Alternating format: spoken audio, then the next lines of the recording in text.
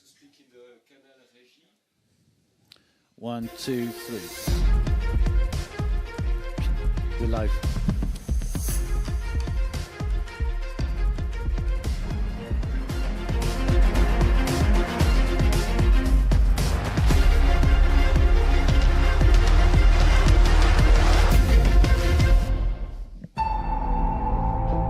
So hello and welcome to the 2025 UCI Mountain Bike World Championships from Valais in Switzerland. We have so many different types of mountain biking, from pump track to cross country, but we're here for the downhill. This is our women's junior finals here in Champéry, where the weather is incredible after early rain in practice. The sun is out, it's warming up quite literally as we speak to you from here at the side of the track.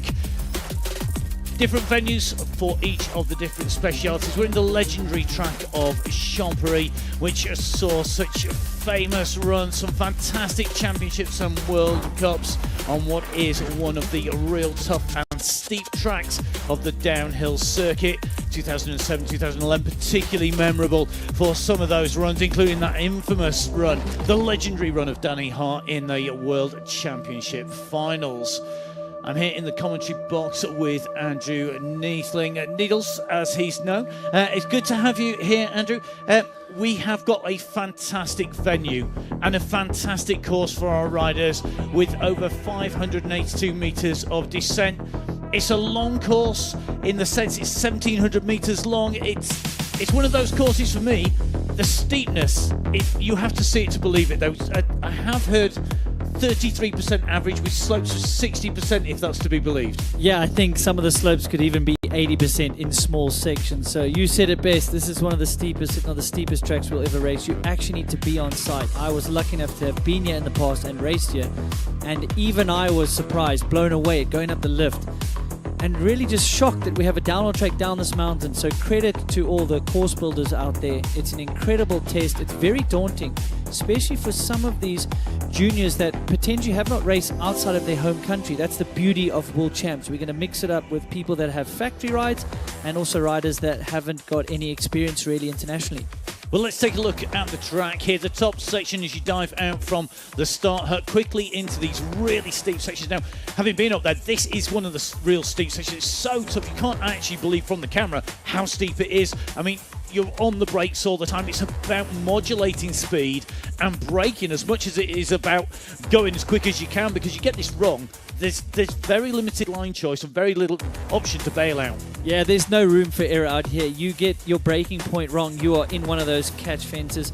We are lucky that the sun has come out, because when it is slick, it is somewhat treacherous to get down.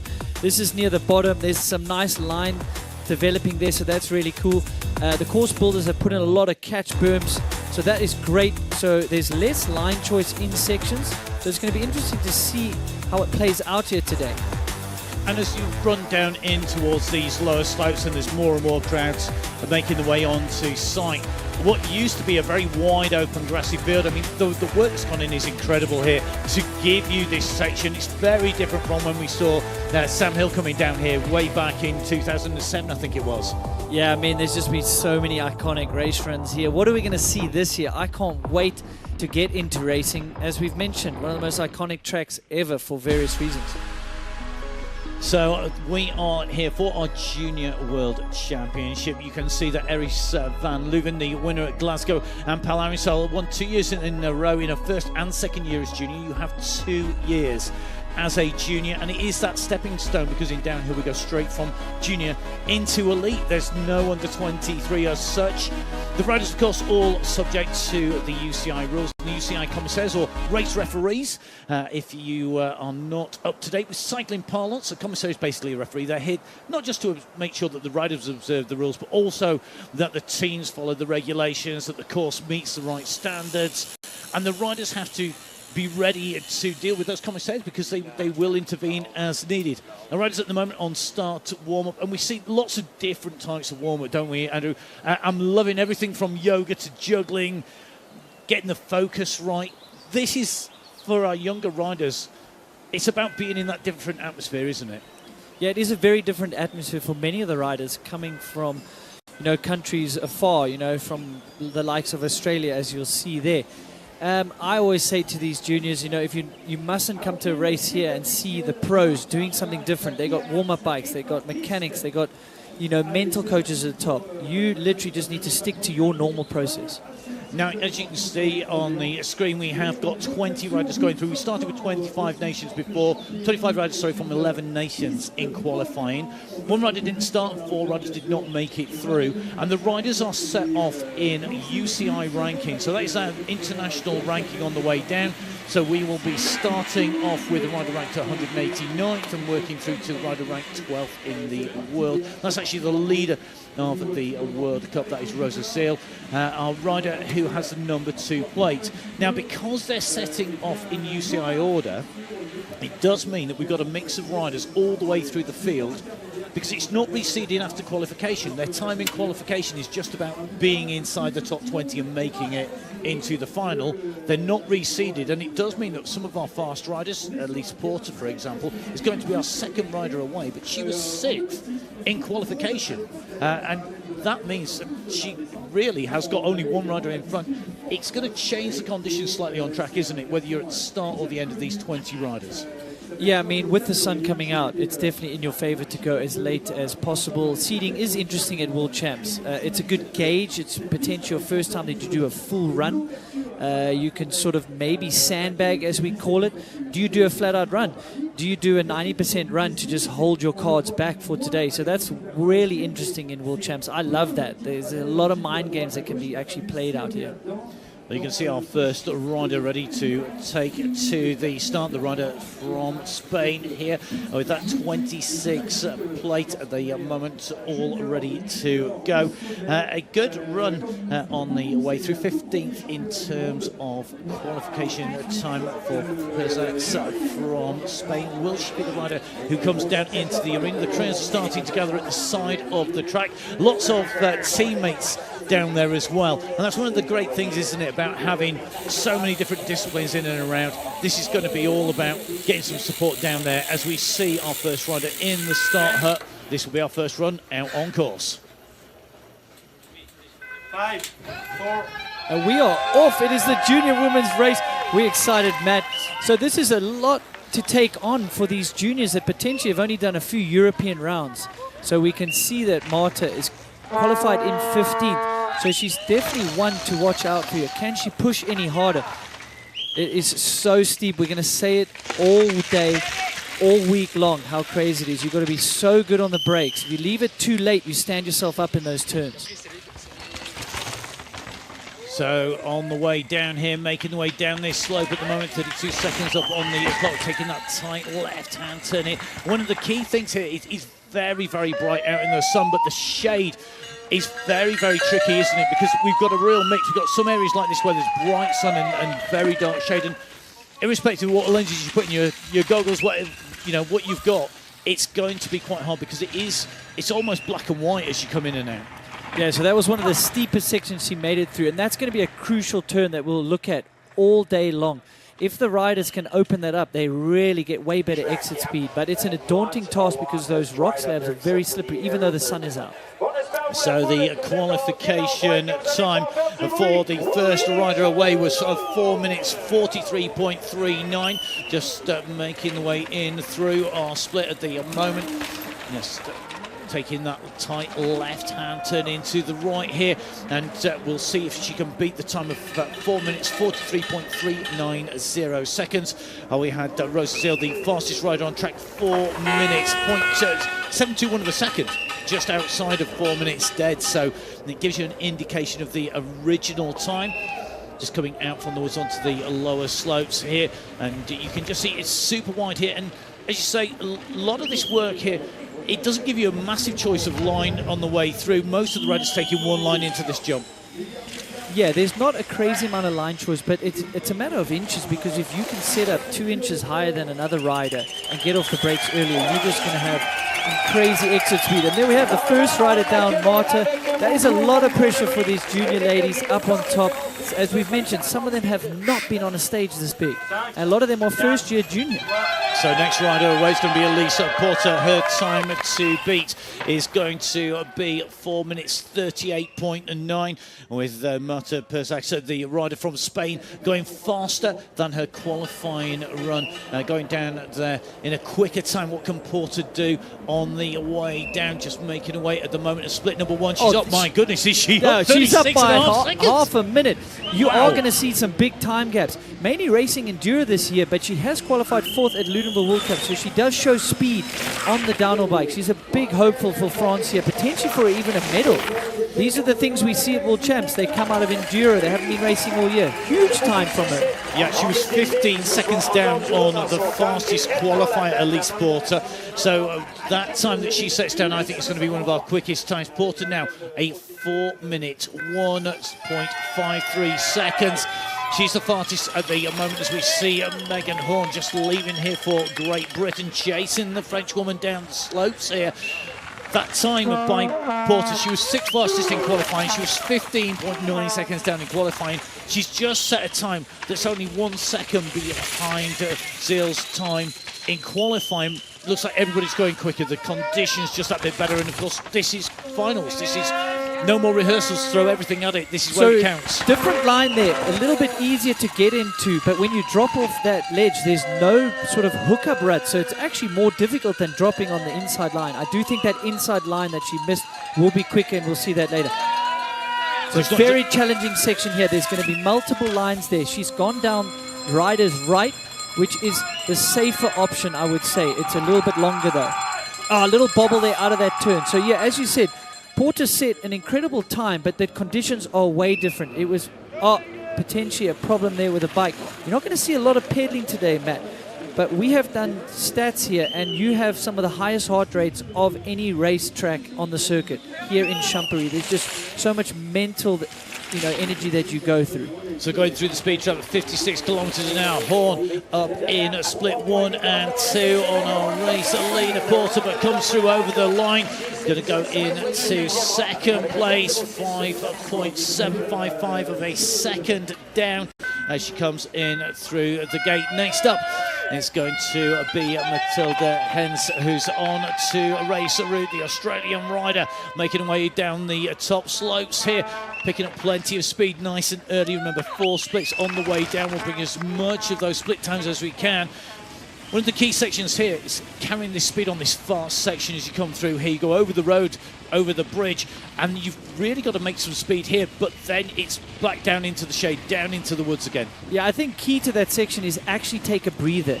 You've done a lot of the hard work, but you've still got to get through this open section. So she's opting for the berms there, longer way around, but way more consistent to stay on the bike. So she was qualified in 20th position, so the last person to qualify. So what an honor for her to get to race here in Champéry. Big bobble there. She got unweighted, couldn't get the inside foot out, and that, you're going to see a lot of that today. When you just get the braking wrong and you slip, you literally can't get your inside foot out. That's going to be a big problem. So unfortunately for her, she's a bit of a fish out of water here, coming from Australia, not done a lot of international races, and it's kind of unfortunately showing with the inexperience. But you've got to push it, you've got to get it right to the limit. Downhill is so much about having a perfect run, doing a fantastic line, not making any mistakes anywhere. Whereas maybe something like endurance, everybody makes mistakes because you don't get as many runs at anything. You can't tune the bike maybe as much. Goes through quick down through the speed trap though, at 63 kilometers an hour, but having to make up time here. She's not going to knock off Porter off the top spot. She goes into 3rd place. Maybe what could have been, but at the moment our top 3 riders coming through, separated by 22 seconds. Our next rider leaving the start here is a Logar from the United States of America.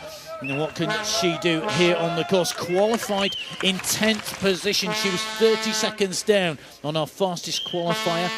when we were in qualification, put herself through no problems at all. Into that top 10, can she challenge the time of Porter? Yeah, looking really good, trying to hop and open up those turns, and that's what you're going to see later on, especially with the Tilrun brothers. They are really good at that, and that's that inside line that I like more than the outside. A little bit trickier to get to. She's running really well, and she's got some great domestic finishes at the Monster Energy Pro Downhill Series, multiple top 5s there. She's had some top 20 World Cup runs, so she's just trying to gain experience here internationally. But I really like her riding style, light on the bike, trying to open up the corners. That's a different line. You're going to carry a little bit more speed, but it's a longer way around, so you're probably going to give back some time to the clock.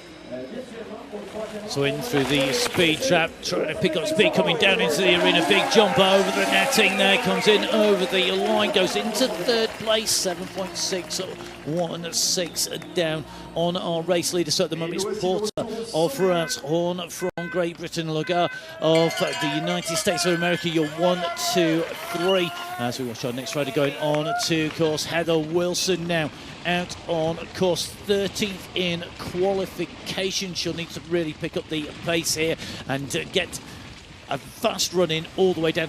There's nowhere here where really you can afford to lose time, because it is all about losing nothing. You know, yeah, I mean, give away time, you're not going to make it up, you can't make it back. It's unfortunately, it's just gone. But There's she's no within touch. penalty. She's 1.9 back, and she's had some great results this year. These sort of conditions will play into her favor, you know. Coming from Great Britain, you're definitely going to ride in the mud. You're going to ride in the slick. So, yeah, the sun's out, but it is incredibly tricky out there. There's a lot of rock slab that is not going to dry. Oh, no. That's that hesitation. If you hesitate with your braking and you don't get off at the right time and you have the brakes on just too long, you can slip out on those rock slabs, and that's exactly what happened. And getting the tyre choice right is going to be tricky, I guess, because you've got to have something that's got to be quick enough, but also because it is so steep, you need the braking at the right time. You've got to carry momentum as well. That balance, it's about having time to some degree on course, but also in the right conditions. Yeah, it's a big. Oh. Wow, speaking of big jump into the finish. So, yeah, unfortunate, just came unstuck there on such a slippery little bank. And to say that she had a problem on course, that has pushed her into second place, 5 seconds down at the moment. So at the moment, Porter in 1, Wilson in 2, Horn in 3. France, Great Britain then, followed by Lagarde, hence Perzat going through. But at the moment, it's our German rider. It's Marlene Riegler on the slope here, 17, 18 seconds into this run, trying to carry as much speed around there. Looking smooth, though. Yeah, similar to Nina. I like her riding style. Very upright and keeping the weight off the front wheel, off the bars. She's got really high bars. And there's a lot of the riders are going to increase the height of their bars, decrease the sort of compression and even spring rate in the rear suspension, just to level out that bike for how steep it is. So this is someone that Nina Hoffman has definitely inspired. It's a first-year junior. How incredible to see these youngsters just absolutely tearing apart this course. Well, split number 1 up, down by 0.6 of a second. And there you see, it's an easier option to dive straight into that turn, but you just jackknife yourself and you don't. Oh no! That is a huge crash. High speed coming around that corner. You can see came down hard there on that descent. That's the infamous Sam Hill turn. If you don't get high enough, you square off that turn, and then there's these glossy rocks in there, and that's exactly just jackknifed and tucked the front. Horrible crash. So Bindhammer, one of our riders qualifying in the top 10, 9th position on the course in qualification for the Austrian rider. He makes her way down these upper slopes, taking that right-hand turn into the left here. And the Austrian rider, well, she's going to be looking to set a good time here. 14th in the World Cup, her best position was a 7th place in round number 3. So we'll see what she can do here today.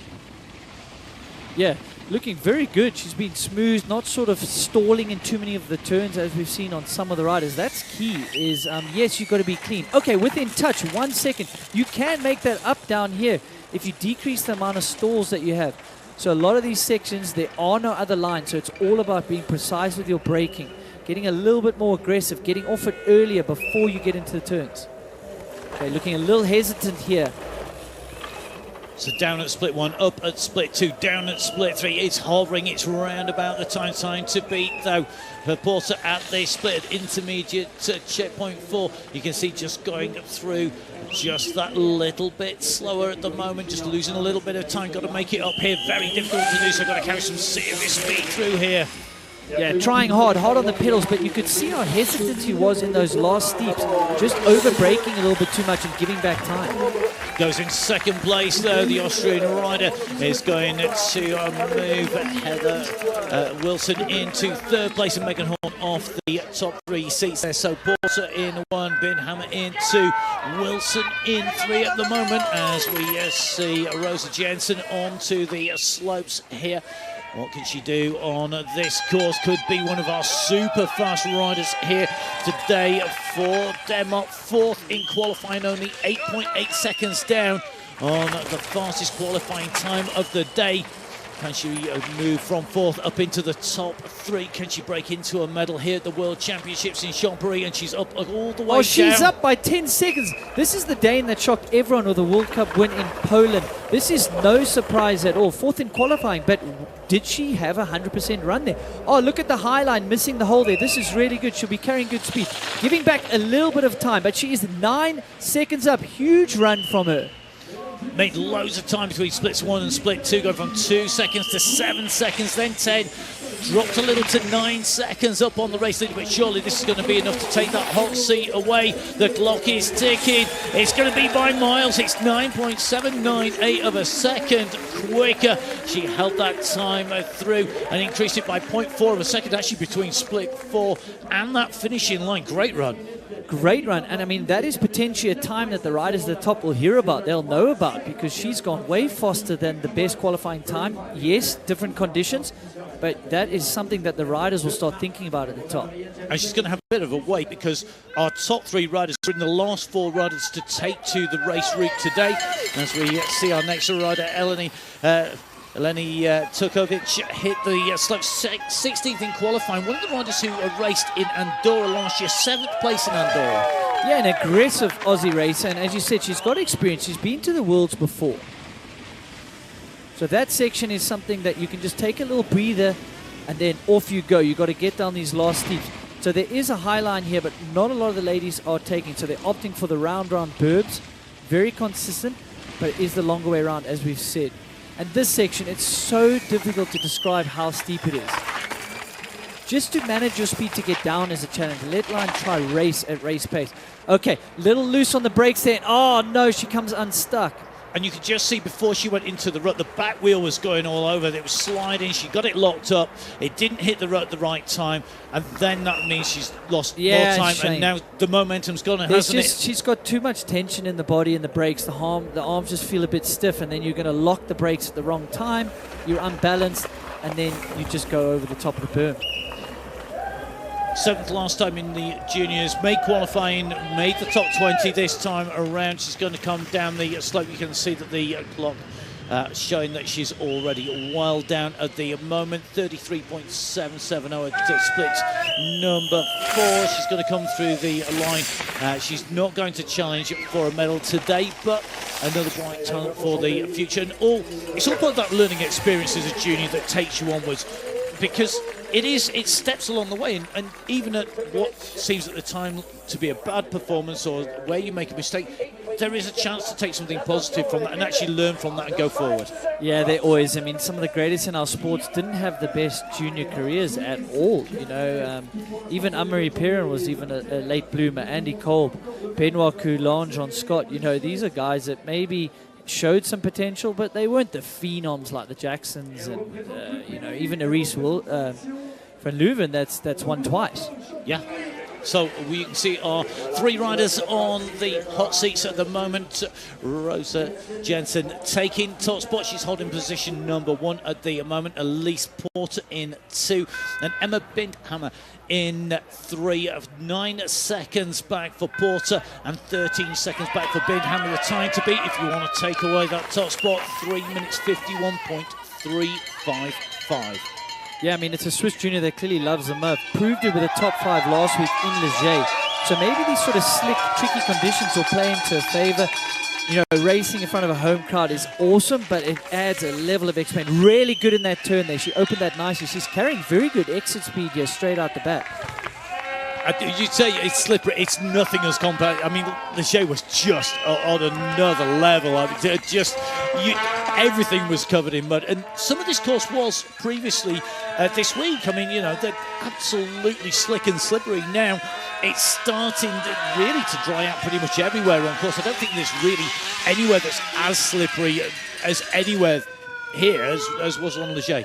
So let's see, she's gone to open up the turn, so not bad execution there, I must say. But she is going for a lot of wide lines instead of some of the steep sections where you can just, if you're very good on the brakes, you can go down the inside. So Jana Neff of Switzerland, a rider who was 7th in qualification, 17.599 seconds down on the fastest time at that point, making her way down here, just trying to carry as much speed on the way through, carries plenty of air through there, make some distance. Will she make up any kind of time at the moment on the way down? A lost time at split 1, split 2 and split 3. It's going to be about what can she do on what's left. It's so difficult on this bottom section, flat out right over the top of the berm. Jumps a long way through underneath the finishing arch here today. She's going to go through the home rider. Jana Neff is going to go into 2nd place. The timing screen just updates. She's going to be 8.659 seconds down. So at the moment, it's Jensen, Neff and Porter. You're 1, 2, 3. As we see our next rider leave the top of the slopes here, heading down on to her race run here at the Junior Women's Finals. Yeah, man, it's really heating up here, Matt. We're getting into the tail end of these junior women here. We've still got our top 5 qualifiers still to come. What's interesting is a very young field. There's only one rider that is 2nd-year junior in our top 5 that we're going to see from seeding. So that just shows me how amazing the young talent is at this day and age. Really good on that inside line. That is the more tricky line to do. So it's still in touch here. So Matt, this is the steep section. I think I saw someone with an iPhone that got it at 80% grade. So she's choosing to go round and round, which makes it less steep. It's more consistent, but it is going to be slow. You just unfortunately are going way further around. And that taking that long line, the extra distance, it's adding to the time. It's all a penalty. If you could go straight down, you're going to be the quickest. You're just not going to make it in one piece to the bottom. But it's the fastest line in theory. But you've still got to keep it under control. And it's that balance, isn't it, that the riders are walking, and that you walk when you're down here. You've raced here, and as you race down this, are you conscious as you're riding it? It is just a bit of a different animal to the rest of the tracks you've ridden on. Yeah, I think definitely the first year we came, it's a daunting track. But, now it's open as a bike park in the Swiss region of the Port de Soleil. This is one of the best places to come and ride a mountain bike, and especially a gravity mountain bike. So a lot of the riders are coming out and getting a little bit more comfortable, we like to call it. The more runs you do on a track, you start getting subconscious sort of skill sets to it. So yes, some of the riders that have had runs on it will be feeling a little bit more comfortable, and then maybe riders that haven't will have in the back of their mind like how daunting it is, and that's why they're hesitating into some of these shoots. A good ride there by Tater Prozeroids from Canada, goes inside the top 5 there at the moment, but still plenty of riders left to go. As we see Piezat of France taking from the start a good time, 8th fastest in qualifying, 18 seconds down on that fastest time. Going to be chased by Freina, the Austrian rider who was top 5, so knows that she's got competition coming behind as well. Does that put any pressure on, knowing that you've got a fast rider behind you? I mean, it really shouldn't, you with yourself in the gate, so it shouldn't. But it is just the expectations. Daunting to be at the top with like all the good people, and the later you go, the quieter it is at the top, I always say. That's very tough. So she's in touch, 1.3 back. She was great in Leger, 3rd place in those muddy conditions. So maybe a rider that wished that the rain just carried on falling. Some riders are better in the mud technically as well as mentally. They just enjoy it more. I've ridden 3 rounds of the World Cup so far. Pretty good there. She was able to open that section up. We're going to see in the junior men, they get really, really high. She went middle. She was able to open that up, carry way more exit speed. So looking rather relaxed down here. I mean, this is somewhere we see a lot of riders who are a lot more tense. Oh, trying to go for a little bit of a gap out of there, making a big mistake. She's going to lose so much time, yeah. You can just see it went sideways. She had to correct it. In correcting it, she then scrubbed all the speed off, and now She really is struggling. Yeah, I think if you see them put in pedal strokes, that's because they've made a big mistake. I think some of the best runs we see today, you're not going to see a pedal stroke unless they're out the gate, if they're able to really jump in and out of turns. Well, So a respectable time with a mistake. Can you man. imagine what time she would have done without that? I mean, how many seconds was that worth, that stall there? She's into second place by, what, 3.004 Yeah, at least of a second. second or two, Matt. For sure she lost some time. She was within touch with some of the splits. So next rider out, Lena Freno, the rider who took 5th place in qualification. The first rider inside of 10 seconds of the time of Rosa Zeel, the fastest rider in qualifying, the leader of the World Cup from Austria. It's a countrywoman now down onto the slopes. I mean, you can visually see that she is going faster than some of the riders before. So, you know, Norco Factory Racing has seen the potential here. Greg Menard is being a mentor to Lena. So she's coming off 4th in Leger, World Cup podium in Ludenville. Oh, and she is up. She is up only by 0.3, but we have only gone to the first split.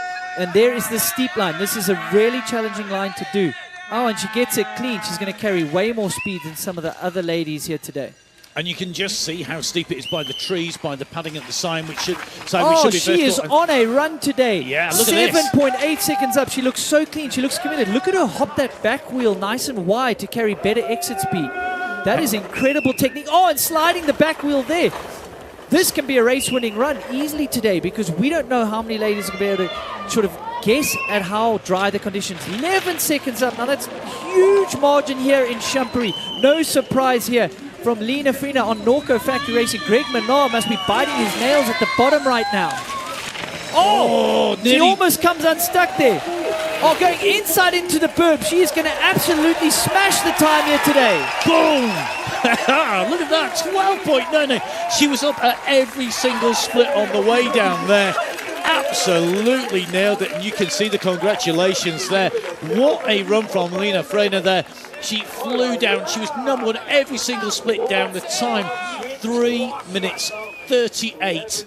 12.995 seconds quicker than Rosa Jensen, who was in the hot seat. Now that puts the pressure on everybody else to perform, particularly on those riders who came through in the top 3 in qualification, as we see the rider from the USA, from the United States of America, Matilda Melton, on course. Yeah, multiple World Cup podiums in 2025. She was on the start list in 2024. So second-year junior. Can that experience pay off here? How can the American chief... Geez, but that is an insane run to try go against. I mean, she's not going to know, is she? She's going to be on to course. I mean, she won't know what a run has been done immediately in front because there is overlap on the run time. Yeah, looking good here in the steeps, but she's already given back 1.4 seconds. So that kind of shows you the tone that Lena was riding at. We said it. She was visually quicker, sort of opening up the turns, pushing harder. You can just see there's like a little bit of hesitation there compared to Lena's run. So you can just see the valley in the bottom. And this shot from the top here, as you look down, it gives you an indication of just how steep it is. But intermediate 3 at the moment. Melton in 3rd place still, so still in touch. I mean, that's a great point. You're 10 seconds back, but you are still 3rd fastest currently of the day. It so shows this is how a respectable good that first run was. You know, nobody's within just within 13 seconds of Lena Freno's time. Yeah, incredible run. Love to see that. It's just amazing to see these juniors deliver under the pressure. You know, she's on a factory ride already. Yes, Greg Menard's been a rider, so he knows not to put like conscious pressure on these riders, but they're going to be feeling it for sure in the background. And we saw Freno was right on the limit coming around those final turns. She nearly jumped out of the course. She really was pushing it to the limit around the inside. Big, long run through. She goes into 3rd place, Melton here.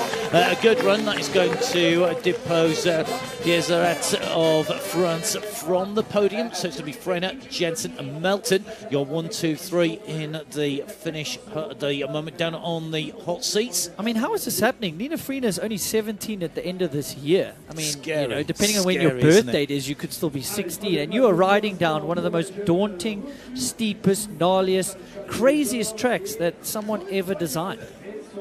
And that's one of the things about Champéry, isn't it? It is now effectively a World Championship course rather than necessarily a World Cup course, because it is so infrequently used, and yet it's so steep. It's a whole different thing to take on now. So Faol taking to the slopes. 19th in qualification. You can see down a substantial margin. What can she do here? She goes through. Well, the reason she's dropping so late as well, she's your French junior champion, so you get a lot of UCI points for winning those championships. That's why her ranking is so good. 4th at Eurochamps as well this year, but not a crazy amount of World Cup results for us to look at. But looking good here today, opting for that inside line. The 5th highest ranked rider, which is why she's 5th from last, heading down onto the slopes here. You've got to say she's... But technically very sound here, opting for the steep line, looking really good, good on the brakes, even hopping into some backsides there. So technically gifted rider. And sometimes what we see with our juniors is... Oh, and that's a little stall that we're going to talk about all day. That's a crucial turn. As simple as that turn looks, Matt, that sets you up for such a long sections afterwards. Oh, there's a huge crash. She got away with that. That could have been way worse, I must say. Down underneath the catch netting there, just holds on to the bike, so not going to be a medal today or a winning run going down there.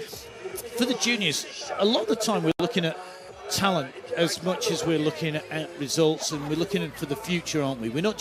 It's not just about what they actually do, it's also about what they show for the future, that promise potentially. No, it is. I mean, the greatest of all time, Greg, didn't win a junior world championship, but look at his career. He was able to go on. These riders develop at different stages, different ages, maturity levels. Oh, this is an exciting run. We do need to pay attention to Alina. She was only the 2nd year junior in the top 5, meaning, she's been to World Champs twice before. This has been the 2nd time. She was the only one in the top 5. The rest are first-year juniors.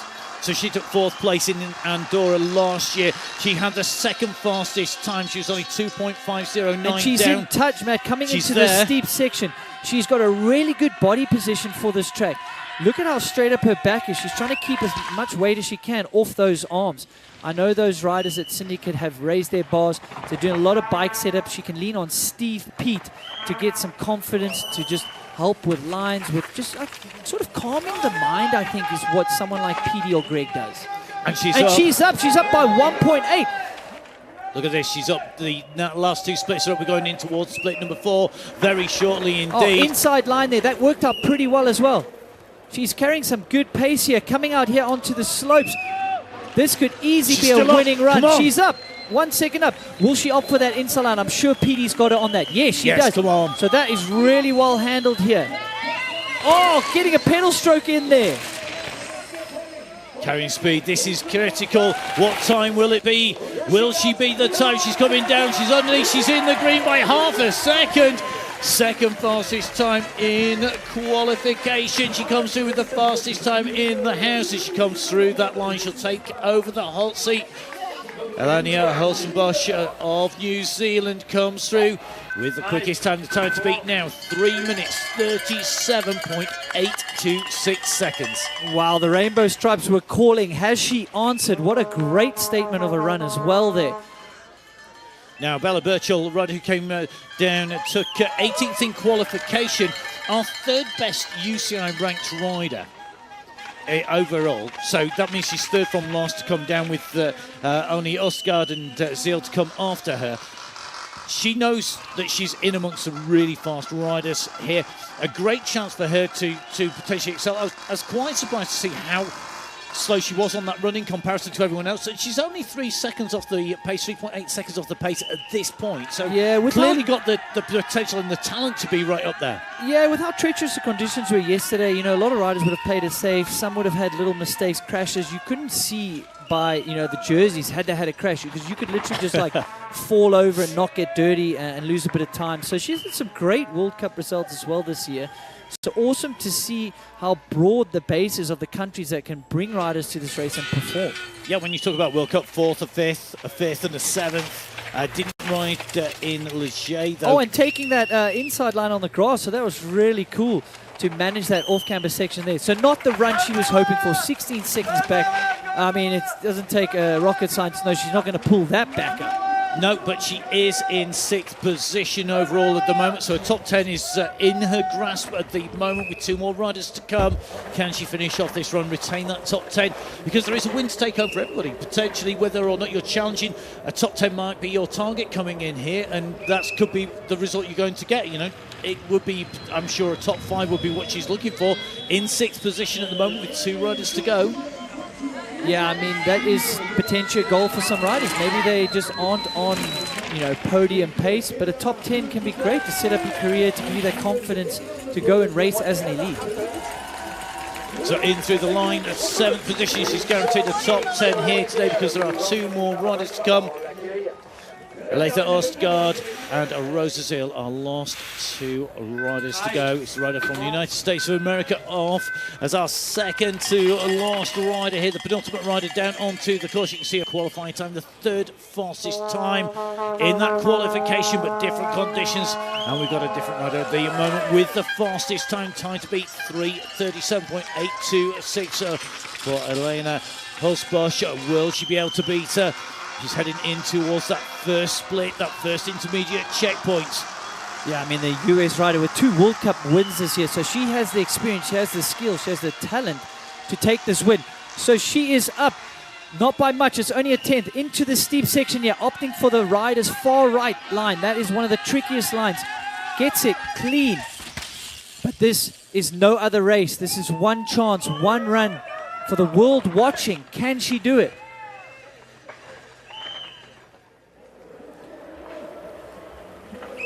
So we are far ways down this course here.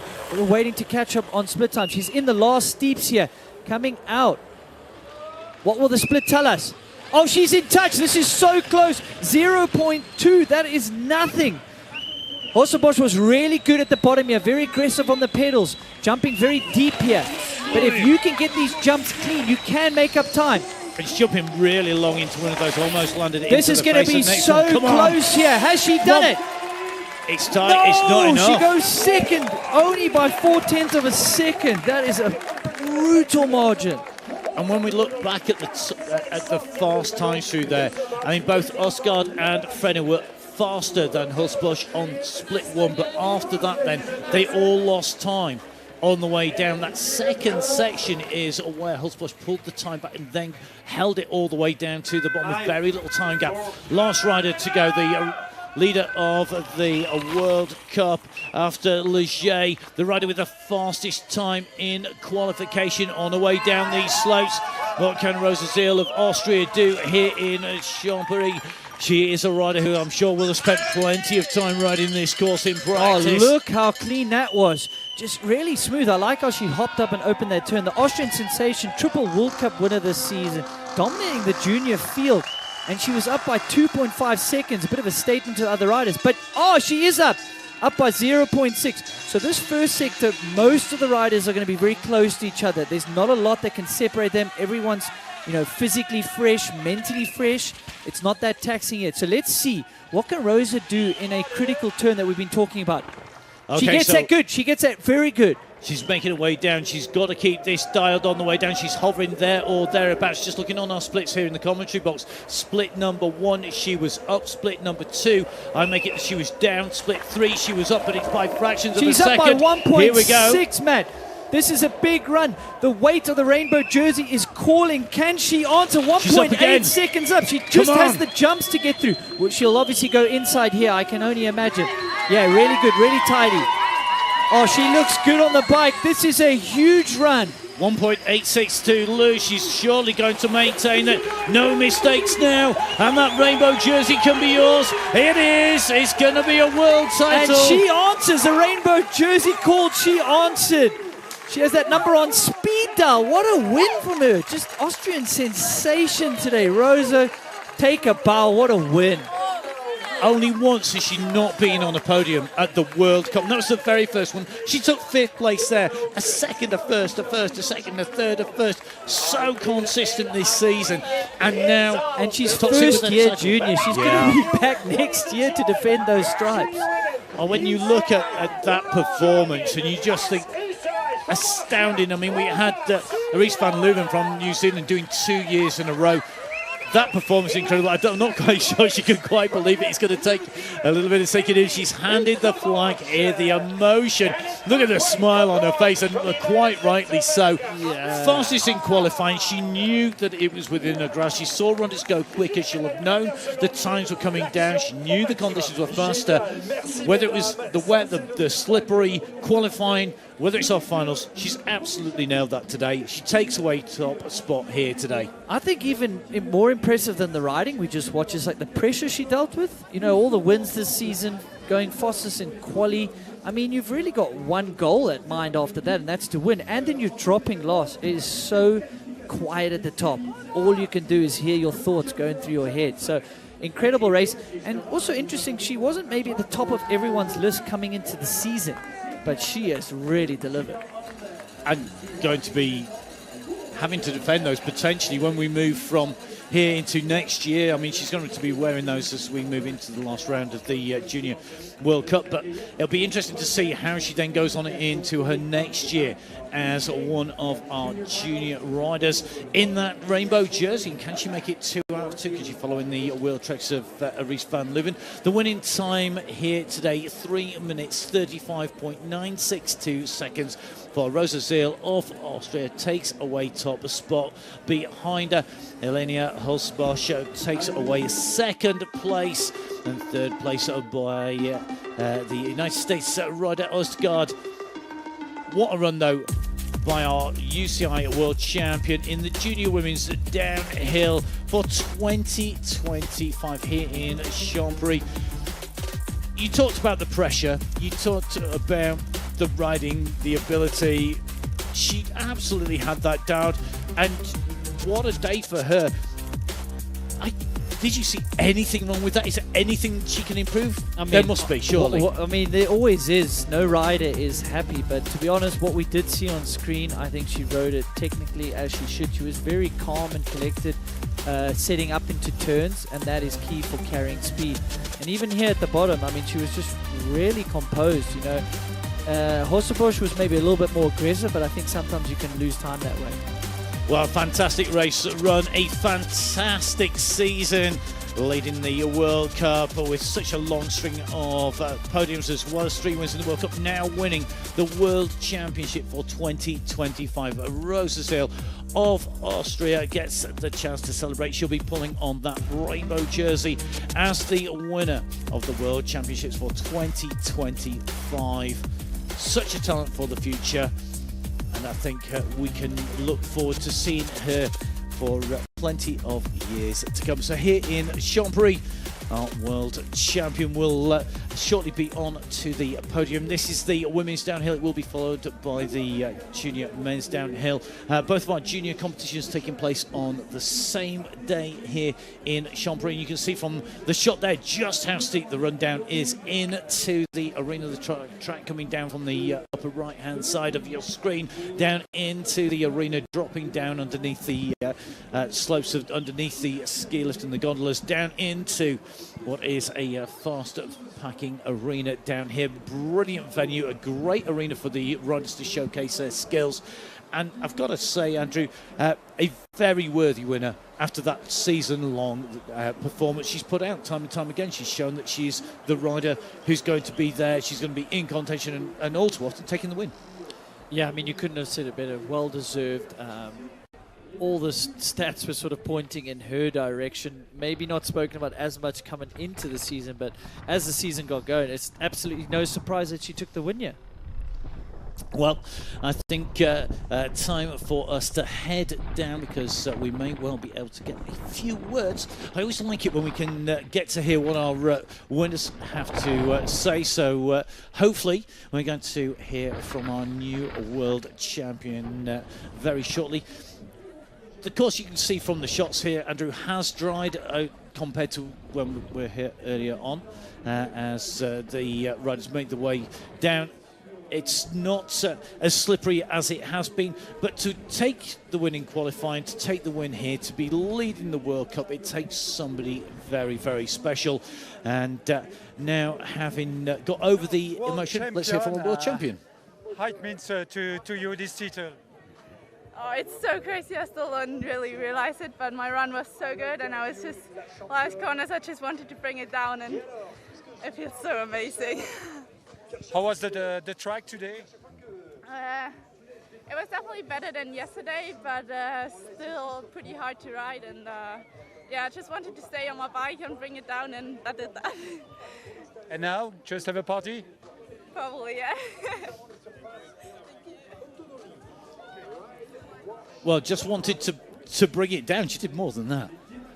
Yeah, she did, but she obviously mentioned something about being better than yesterday, but there's still so many sections that are inconsistent with grip. It might look dry out in the open. There's some hard pack berms that are good, but there's so much rock slab here that there's no ways that's going to dry, and it's a guessing game how much you're going to slip. Well, you can see on your screen all of the results of the top 20 riders who made it through from that qualification into our finals. Our top 3 riders, Osgard, Hulsbosch and Zell, taking third, second and first place. They'll be taking away the medals. Great rise by Rosa Jensen and Lena Frenner to put themselves into those hot seats and to really push the limit and to show that we were seeing those faster times. The time was going to come down, and the riders did have to put in a better performance and a quicker time than they'd done in qualification. But that was answered. Osgard, then Hulsbosch, and of course Seal coming through. Last rider down, all the pressure on the shoulders, no problems at all for the rider from Austria. Coming through to take away top spot. Don't forget all of the results on the UCI website. That is www.uci.org. We're going to move across from our women's junior finals to our men's junior finals here, with the podiums for both categories coming up after the men have competed on the course here. Now, in qualification, we had a vast number of riders taken to qualification. 77 riders in qualification, riding for 28 different nations. Of those 77 riders, they were narrowed down to 60 riders by qualification. That was really, really important to get through there. Now, you did talk about potentially sandbagging and not going as quick in qualification and saving something for today. Is that saving lines? Is it saving tactical knowledge? Is it saving energy? What are you saving by sandbagging? Yeah, we've just seen it in the past. Obviously now they don't re-rank you, so it's not like you could play a weather game, which I think is fairer. But it's just like, are you showing your cards? Because if you do a really good run, you're going to show the field how fast you're going. Then maybe they're going to overnight just strategize even better. How much do they have to push? They've got to ride at 110%. So it's always an interesting thing. Like someone like Asa Vermette, is he trying to go for a winning quali? Is he trying to see exactly where he fits in versus the Elrond brothers? One will never know unless you sort of are there in the pits and he's going to be honest with you. So I think the juniors kind of probably aren't playing as many games as maybe the seniors might. You know, I think they're going to show their cards. They want to see what they're up against. I think it's probably smarter to do pretty much safe 95, 100% run. You know, you don't want to risk a huge crash in seeding if you're one of these favorites.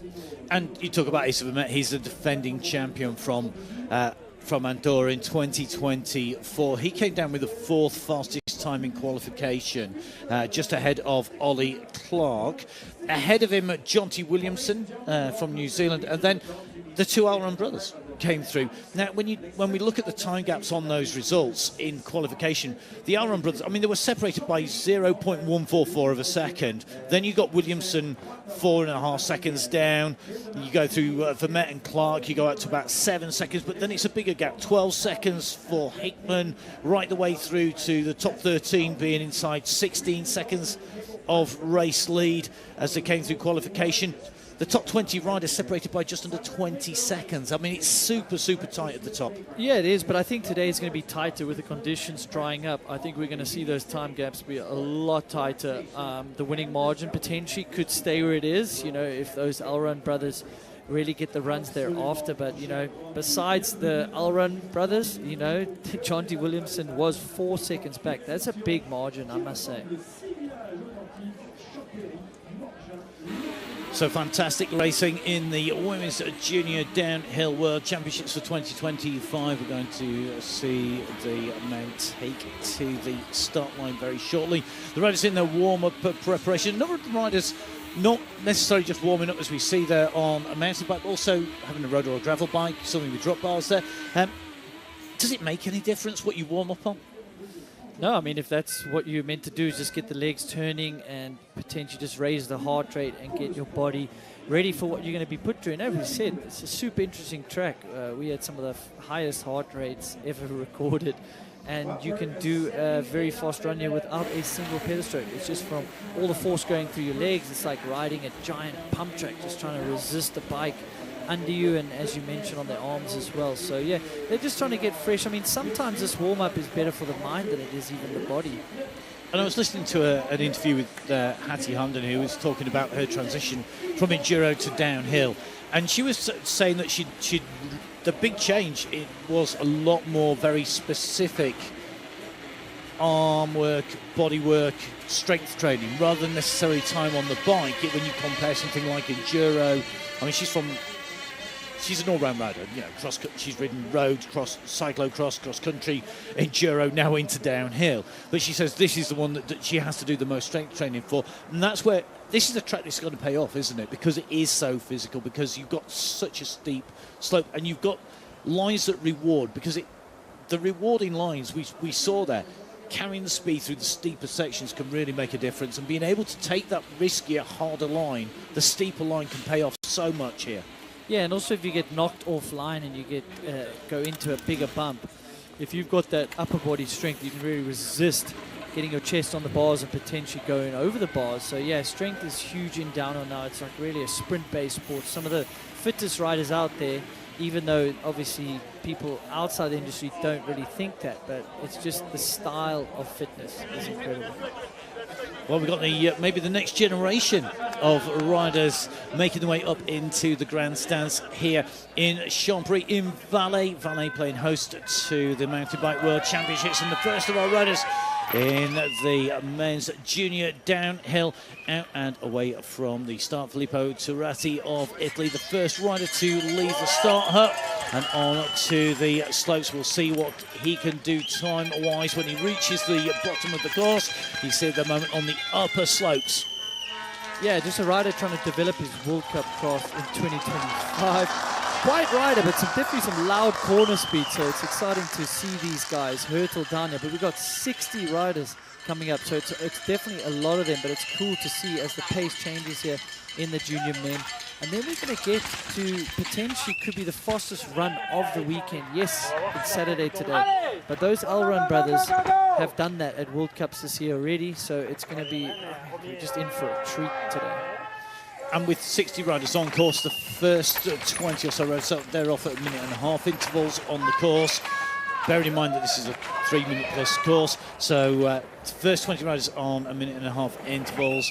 We then have a little gap. We then continue with that 1.5-minute all the way to the first 40 riders down. Then we go to 2-minute intervals and 3-minute intervals for the last 10 riders out. Just that gap just opening it up. At the moment, Turati down through intermediate split number 4. His time through split 4, 3 minutes 8 seconds. He'll set the marker when he gets down through the finishing arch down here in Champéry. Comes around that left-hand turn, carrying pace down here. Over the gap jump, he goes through over the line at 3 minutes 27.981. He sets the time for everybody to beat. He'll be followed down on the hillside by Igor Franek. Franek, the next rider away, the Polish rider, wanting to beat that time. 27 seconds down on the fastest time in qualification. So some serious work to do to break in to take top spot, but he'll be looking, he'll have a target in mind. It could be the top 25 potentially, it could be top 10. Yeah, you're totally right. There's going to be different goals for different riders, but really strong pedalist thrives on rough tracks, and this is definitely a rough track, especially under braking, you know.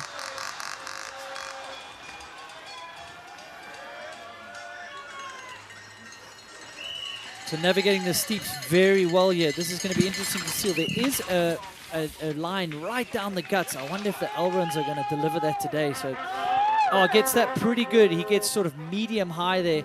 Can't wait to show you what can be done there later. So yes, we have the sun out. Yes, we have the course drying, but so much of this track is in the woods, and that is not getting much drier than it was this morning. So he's up by 0.1. So good run here from the second rider that we get to see here in the junior men's field, racing in front of these Swiss fans. I mean, this is big for the Polish rider. Up at split 1, up at split 2, up at split 3, up at split number 4. He goes into top spot. It's by 0.448 of a second. So he did lose time because he was up going in through by 1.471 at split number 2. So lost a little bit of time on those lower slopes there. So potentially more room for other people to go in through. As we watch our next rider take to the slopes, Oliver Vogel on the course here. So Vogel from Austria will be looking buoyed up, no doubt, by that race result as they came in through in that women's competition. Yeah, he'll be inspired by Andy Cole. That's just become such an awesome rider at the top of the field. Valley Hall as well. I mean, she hasn't had a win this whole year. I mean, is this potentially where she turns her season around? So he is up, 0.09 up. So he is here into the steeps. Little hesitation at the top, but you've got to get, it's literally 2 super narrow ruts that go through these rocks that you have to put your front wheel through. Carrying so much speed around that right turn. Hop it's lovely, out of the wasn't turn. Yeah, it was really good. Up at all 3 of the splits so far. What can he do at split number 4? You can see reached in 0.7 of a second up at split 2. He's then managed to give away a little bit of that advantage as he came down. He takes that tight inside line.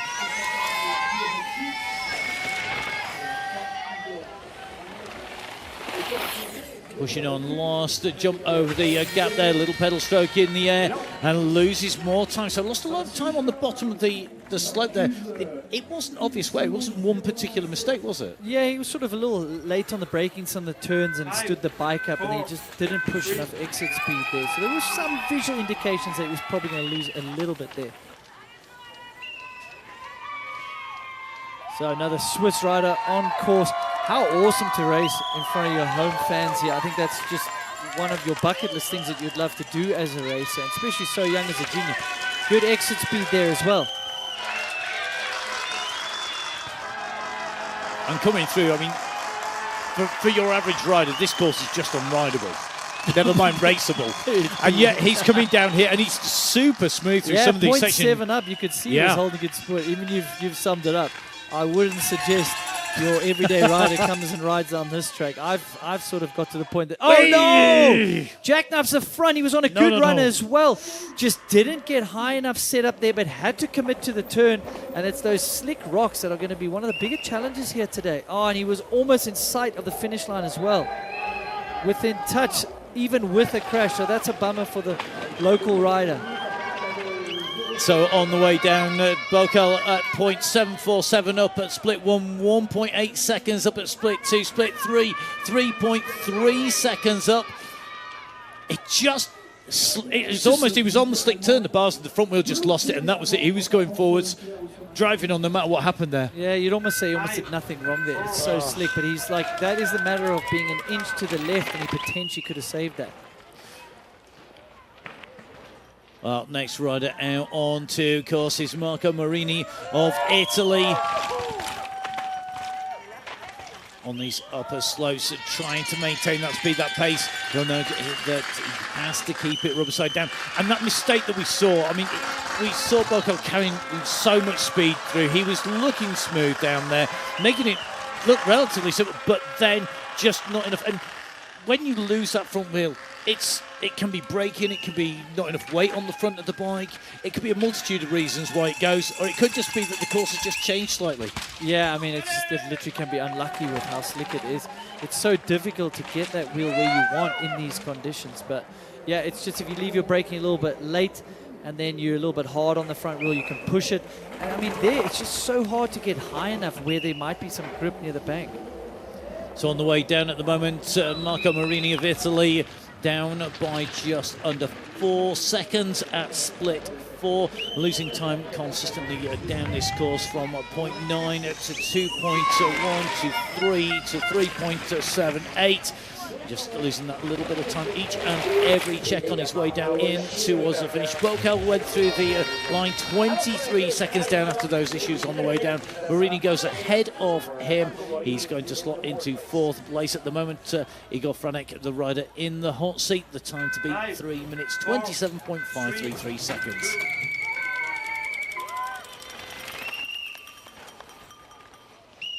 So very cool to see another Polish rider in the field. That's a really, this will be the second one. I mean, it's so cool that they get this experience to come to Worlds, on the big stage.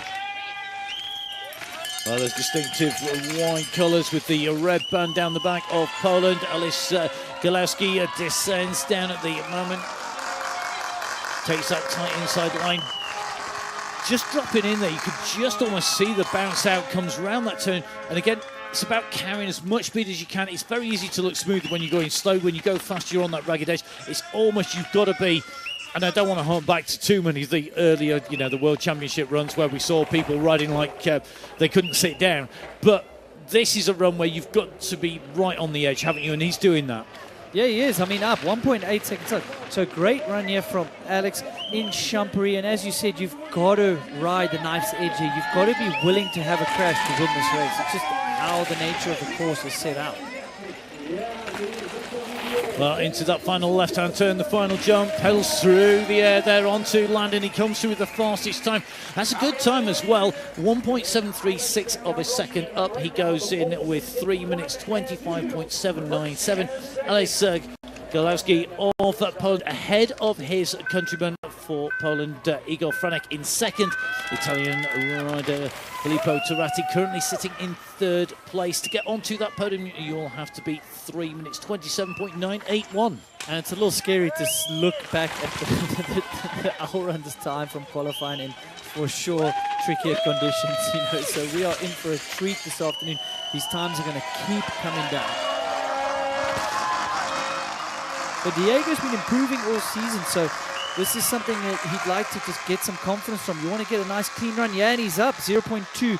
Little stall in that turn before he comes into this rock section, so he manages to get to the riders right there.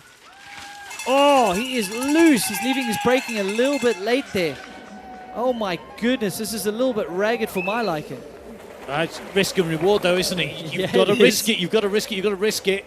Will you be rewarded? Oh, he goes for the double out. That is really good. But he is definitely going for it. He's lost time though. Look at the time, 1.702 down. That's a split number 4. Well, going deep there on that roller. Well, he threw everything at it. He went for the double. He's going to go through the line. He's going to go into third place here. So Turato being moved from the podium. So at the moment, Golowski, Franek, and now Diego Zranek, the riders who have made the way on down the slopes into the top 3. Next rider down at 21st in qualifying. It is going to be Noah Follin. On the way down, what can he do as he makes his way down these slopes? He's looking good though at the top here. That's a lot of pace he's carrying. Yeah, it looks like he is up for it. I mean, you can hear the crowd, the energy, the volume of the crowd has just gone up for these local riders. Oh, he's aggressive but losing pace there. Just a little bit late on the braking. Look at the time gap though. Up. He is going for it here in Champéry. So up at split number 1. The gap of 1.283 of a second as he went through that first split. And we all know the Swiss have done a million runs on this track. They've been having training camps. I mean, not just the Swiss. Oh, wow, look how much time he's made up. Goes deep there. He's 14 seconds up. This is going to be a big run and get us closer to the Allround's time. Oh, he has demolished the time of Alex. Noah fallen into the hot seat with a 3:11. That is faster than the Allround's time from yesterday. For sure, it's quicker conditions, but he left nothing out there on the track. He was 20 seconds down on qualification. He's just gone into a different time zone. That was so quick. And making time on the way down. Fastest at split 1, split 2, split 3, and split number 4. He went faster by 1.2 of a second, 5.3, 13.3, and then 14 seconds quicker at splits 1, 2, 3, and 4, resulting in a time 14.714 quicker than the previous fastest rider, Alex Galowski, who now is to second with Franek into third. So Forlan into top spots. What can Pedro Martins do about this? On to the slopes for Portugal. So second year junior, so he's had a little bit of experience. No! Dives into the turn and just absolutely comes a cropper there. Oh, just push the front wheel a little bit high, trying to set up there to get good exit speed, and that's all she wrote. That's it. Game over in terms of a winning run now. It's just about the experience of riding the wheels, isn't it? Because you're not going to make that kind of time back. We're not seeing huge time gaps when the racing is this close between the riders. If you were right at the very front, you maybe could lose half a second or so, but we're not going to be talking about losing 5-10 seconds, particularly if you've lost the bike down the slope. You've got to grab it and come and then get back on and try and rebuild your momentum. It's just not going to happen, is it? No, unfortunately not. You know, there have been some famous runs back in the day, but I just don't think in this day and age, you know, with the competition, can you make up that much time with the depth of field here? And the conditions, we're not seeing the torrential rain, the deep mud that we found at Ligier, where big time gaps build. We're seeing closer gaps.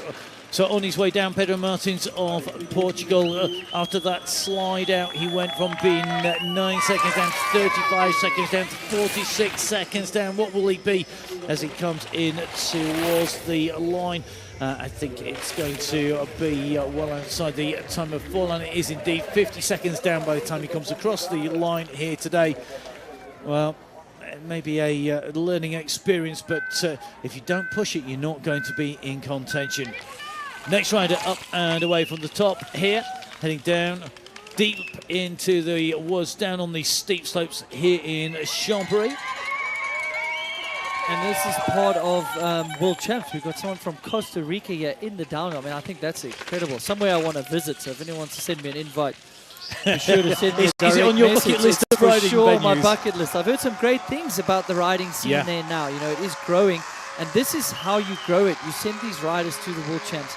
They come and see what it's like here in the Port of Soleil region and how crazy the riding is, and they'll go home with motivation, inspiration. The same thing happened to me. The World Cup came to South Africa. I got to watch these riders, and probably was one of the main reasons I decided to make a career of it. It's just seeing these superheroes you see on telly, you know, in the flesh. And people don't aspire to be what they can't see. And that is so true. If you see somebody, and then if you see them in person, and again developing the tracks and the technical nature of the tracks, it's no good riding on tame tracks that are really rollable everywhere. If you want to come and race a World Cup or a World Championship downhill, you have to ride and practice on courses like this, and you need the course to be there. You're not going to build it if you don't know you need it. Absolutely, and I mean this is the same for this Slovenian style riding here. You know, the World Cup has been to there many times, and I think that's why you see these youngsters coming to the Worlds, because they've just, you know, been inspired by potentially their local heroes, and as we said, some of the superheroes that come and race in their home country. So Max Vegler at the moment from Slovenia on his way down, taking his really tight tidy right through nice. there, I must say. He got almost as high as I would hope he would get, but some of the top riders, on that west side. And that's the hesitation. If you just don't commit, you just get high-sided up, and you cannot dive into that turn. Yeah, it is treacherous down the bottom here. This is not going to get much drier for any of the riders. So Svegler within 5 seconds at split number 2. Split number 3, though, going out to 19 seconds now. Heading for split 4, 25 seconds down, 24.072 as he went through split number 4. Great experience for the Slovenian rider here today. Not going to be a medal, just keeping that pace high. And that's why you're going to see these big time gaps, as we mentioned. The start order is not a reverse from seeding like you see at the World Cups. It's UCI ranking, so you're going to see a bit of sporadic. You're going to see a hot seat run, then you're going to see a few guys that are just gaining experience on the world stage, and then we're going to see some podium threats again later in the race. And in fact, this is our first UCI seeded rider, 644th in the UCI rankings. That is Juan Jose Jaramillo Vergara, making his way down here for Colombia. Oh, looking good there, over that hip there. And this is an awesome thing from what's happening with riding around the world. You know, the street race series has really helped these. Oh, hopping into the turn there. Juan is looking really good, nice and committed, attacking, bouncing his way down here. Oh, and he's in touch as well. This is great to see. Now, if you've raced any of those street races, I don't think the steep track with padded trees is going to scare you if you can get down those stairwells and concrete walls. They're something incredible and something everybody needs to have a watch. However you do it, make sure you see the street races. Fantastic racing. He's really pushing here. He's going to be close. It's that's not a respectable time for yeah. sure. Not as fast as for last time, but Jaramillo Vergara is going to go through in second place there. He was actually up at split number 2 or by 0.181 of a second. He lost a little bit of time on those lower slopes, but good riding there by the Colombian. He goes into second place with Galowski now into third. Franek just moving off the top 3 positions. Still Forlan holding the lead at 3 minutes 11.083 seconds the time to beat. Oh, this looks attacking as well. Fierce riding style from another Slovenians. We just spoke about them earlier. It's awesome to see these guys. We don't see them at all the World Cups. We don't see them on the result sheets. And then we get to see what they're like here at the World Champs. And what they like is they are fast, 0.5 up. Hurdles into the steep section. Really good. They got out of the rut early as well. Carrying some good speed there. And this is that same section as we go in here where we saw Jaramillo Vergara up, lost, run down, up at split 1, down though now by 5.230 seconds coming into split number 4. What can he do today? Will he be able to improve on that? He's held it the time but lost that time between splits 2 and 3. Shows you how good the Swiss rider's time was, man. He really smashed it to bits there in the middle of the course. So Slovenian rider Kalnicek over the line, still inside 5 seconds of the race leader, puts him into third place at the moment. Now Forlan, followed by Juan Jose Jaramillo Vergara, and then it's Asbe Kalnicek, the top 3 riders. As we see Max Struna onto the slopes, another of our Slovenian riders. I was really going to say, the Slovenians are taking over here in Champéry on the start list in this area, but it's cool to see. The dirt in Slovenia, I must say, is like pretty similar. You know, there's some good loam, but if it rains, it gets very slick. So they'll know how to ride in these sort of greasy in-between conditions, which is one of the tougher conditions to do. You know, if it's really raining and it's muddy, there's one riding style. If it's really dry, there's another. But this in-between can be a real guessing game. You have to almost roll the dice if you're going to win this race. So Max Struna on the way down, and if you are counting the number of Slovenian riders, you can stop counting because he's our last Slovenian rider taken to the starts of our finals in the junior men's downhill. Currently in 10th position, 16.8 seconds down split number 3. Still a good time down the slopes. It's not going to challenge our leaders at the moment. Our top 3 riders in the hot seat though. Neuförlen, the rider on home turf here in Switzerland. Swiss riders time at 3 minutes 11.083. You can see that time's already elapsed here for Struna as he comes down. No! Oh no, you do not want that. Well, I think he got away pretty good considering. That is not where you want it to go wrong. No, he just pushed the front as he came over that roller out the front door. But it looks like he got away pretty relatively unscathed for how bad that could have been. I'm sure he's got if he doesn't make it in downhill, he's got a career as a stuntman. Yeah, for sure. No, that was a wake-up. That was a wake-up. He might need a toilet break after this run, for sure. I tell you something, that was a lucky escape. You don't want to go out the front door at any time, and doing it on that part of the course. No, he didn't ride that section. He survived that one. I think he survived better than the back of the commentary box did. The chairs have just gone flying in. They've woken us up for sure. They got us on our seats. Mika Brands of the Netherlands, next rider onto the course down the top section. Of course, what can the Netherlands rider do here today? The familiar orange colours. It's so difficult. Like, you have to drop off that, so you have to go fast enough to drop. But if you go a little bit too fast, you sort of bottom out into the next compression, and then you unweight. So the more you unweight and you lighten the bike, the less traction you have. So it's such a precision game as well up there, as well as aggression. So at the moment, the rider from the Netherlands, Mika Brands down. He's still inside of 10 seconds of our race lead. So that's how you do that roller, in case the guys at home are wondering. Not on the front wheel. Yeah, don't do it on the front. Get it now. The nice little run. Fourth place as he comes in through there for Mika Brands of the Netherlands. 8.72 seconds down. Next to our Canadian rider, Rafe Hudson on the descent here. Last of our qualifiers, 50.865. I was going to say, you got 60th in qualifying, right? So lucky number 60 for made him it to through. get into the final. He made it through. Win to win. I really do wish they would just let all the juniors through, I must say. You know, you've come all this way. Some of the juniors have never raced on the world stage. I would hope we could maybe get all of them in the future, you know. I know Where would you stop, though? No, You've I know. got to draw the line somewhere. Yeah, but there's also only so many that can get in, right? Each nation is allowed to bring so many riders. Anyway, I know the nations vote on it, and it's just, you know, you have to draw the line. 77 riders came to qualifying. 60 got through. It's still a fair size. For sure. You know, and I think for me, it also means that you've got that race in a race to move through. It does give us that purpose for qualifying by moving through with that. Oh, stalls there. Yeah, just stands nice the recovery, bike though. up, just loses the back just at the exact wrong time. Trying to get high, open up the turn, and yeah, it just didn't work out, man. You can do pretty much nearly everything right, Jen. You have these really awkward, unlucky moments, I must say. Well, still within 20 seconds, 18 seconds down. Intermediate point number 4 as they make the way down. Losing a little bit of speed there. Just went a little bit deep on that roller and got a little bit sideways. So Rafa Hudson into the finish line. That is the end of his Junior World Championship week. Respectable finish. He slots himself into 10th. Great to see the rest of the competitors and the rivals down at the bottom. Just not the best start there from Jack McCready. You could just see him rebalancing himself just as that time clock went down as he went out from the start there.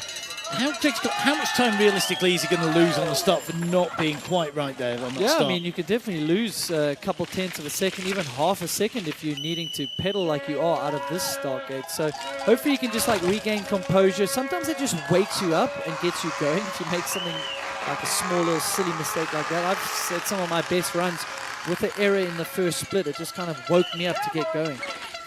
Currently intermediate split number 1.203 of a second down, split number 2 at 0.8 down, so roughly in touch at the moment, making his way down now. Currently 3 minutes on the clock. What can he do? He's only just down 3.789. It's not going to be enough, I think. Now he can't pull that kind of time back in between here and the finish, but a good run. Just losing time steadily all the way down that run there. Yeah, but after his quali run, I mean, this is a really good turnaround for him, right? And I think that's what a lot of riders can be proud of, is like, can they turn around a bad quali? Can they turn around the crash? Our next rider from Great Britain, 16 years old, taking to the stage, run across onto the track here. And at 16, I mean, I don't know about you, at 16, I had a world championship, racing a world championship as a 16-year-old. There's so much growing and developing to do. It's such an experience. No, it is. I mean, I was really fortunate to go to 3 World Championships. I even went when I was 15, and it was a crazy experience. You know, like I probably shouldn't have been there in theory, you know, with you know how much I developed physically and mentally. But it really set me up for just getting inspired by what these guys can do. And even if you're a first-year junior, seeing what the Elrond brothers can do, you start believing that you can do it. You know, it's one thing seeing, you know, Loic Bruni down a track, but if you say, well, this guy's only a year older than me, I can get there. Ryan Cross at the moment on those lower slopes, losing time. Oh, it does the double out. That's nice. really cool. If you can get that clean, you're going to make up a little bit of time for sure. So you're either going to sort of absorb it and pump both the takeoff and the landing, or if you're really good on exit speed and you're able to jump and not case it, you're going to make up some time. So just describe for people who maybe don't know what pumping is. So pumping being different, you know, when you go into a set of jumps, you can either pump it or you can jump it. Yeah, so I mean, as you saw, jumping is pretty self-explanatory. You're going to pull off the lip and try to get to the backside. Pumping is absorbing the lip and then pushing weight down on your feet and through your hips, and you try to drive the bike that way. And that generates momentum, it generates speed. You're using a different way to build speed. When you're in the air, you can't build speed. You're going at that momentum, that speed, when your wheels on the floor. But by pumping, you're actually going to build more speed out of that, and it can be quicker. And you're going to see some of these riders hop into turns and hop out into little backsides, pump those little backsides, where others don't. That's something like Jackson Goldson is incredibly good at. The Oren brothers are good at that. So that's some sort of a technique you're probably going to witness here today. Oh, you can hear the chainsaws faintly in the crowd today. Leger was deafening. I'm sure later today and tomorrow it's going to be absolutely just nuts being on the side of the track. And testament to the course builders, they didn't only build on the most incredible gnarly tracks. They have built spectator access that is some of the best I've ever seen. It was actually quite pleasurable walking down the side of this track. I quite enjoyed it considering it's so steep. I was going to say, it's built on the side of a mountain here as we watch. Side of a cliff. I think we should reference it as a cliff. Yeah, it kind of feels like that. I mean, we're down here looking up at the finish arena, and it is incredibly steep. We can just watch the riders coming in. The gondolas were on the way up there. The chairlifts making their way up as we see Felix Passel coming down in towards these final turns. He's got to keep it together, comes down into the arena here. It is a cliff face, but being able to access it, that build. Have you been up the chairlift yet? Yeah. I mean, I almost need a blindfold. It's so really? Scary. Yeah, I'm not into heights like that. Really? Yeah, hang on. It's too steep. We might have to come back to the fact you're not into heights and yet you rode down this track, because I'm quite happy to go up on the chairlift, but I look at that and I've ridden down some pretty scary stuff and crashed mostly, but I looked at that and just went, no. I think my crash rate here in the wet is pretty high as well, so I had some good qualies and some absolutely horrendous races in the wet. Well, our finish rider now out on course. Casala on the descent. This is the upper sections of the slope. What can he do? He's got to keep in touch. Split number one is going to be critical. He's approaching that time check, 2.557 down, not out of touch yet, but it shows you 17th place for 2.55 seconds on split one. Generally, we see that time, if you've got a good split one, split two, split three, you can come in touch. You lose too much time early, it's so difficult to get that back. Yeah, it kind of just sets your race pace. You know, if you're within a second, you can kind of argue that you're within a similar race pace, and then potentially fatigue or skill will come in later down. So yeah, if you're two back, you can maybe say you're in a little bit of a different league here, being 24 back. But speaking of finish, I mean, this is one of the most iconic racetracks in the world, and a good friend of mine, Matti Leikoinen, managed to win here. So it's really cool. I want to give him a shout out. You know, he's sitting at home. We've been texting. He loves still watching the racing, and it was so cool to see him take down the world's best here in Champéry. On the run down into the finish, it is finish rider Kansala comes through 15th position inside 30 seconds of the race lead. No Forlan with the time of 3 minutes 11, still holding a phenomenal run from him. The nearest challenger in second position. You can just see him on the left of your screen from Colombia, Juan Jose Jaramillo Vergara. His time 3.638 down on that of the Swiss rider. Forlan's lead, he put down a phenomenal run there. He went in through, and we just saw him second fastest at the time on the split number one. He's got the second fastest time at split two, but then the bottom of this course splits 3 and 4, and at the finish the fastest. Yeah, but you can see how aggressive he was, going so nose heavy and so deep on that rotor. That shows how much commitment he was putting into this run. He was willing to crash for it, that is for sure. So we are going to be moving onwards. Our next rider to hit the slopes will be William Pugh from Great Britain. You can see the riders coming up now. Riders to watch out here. In terms of qualification, Maris Krahenbull came through 9th in qualification. He'll be the second rider away after that little pause. And then a little bit further down, Schieneberger, also a top 10 rider, also in this block of riders as well, this block of 20 riders. So we've got some very quick riders in here who challenged and been inside the top 10 in terms of qualification. Yeah, it's actually quite nice to see in the middle of the pack. We've got like, we're going to see some podium threat runs. You can see the pace difference here for sure from William. Aggressive out the start. Can he be in touch here at the first split? You can see him hopping out of turns.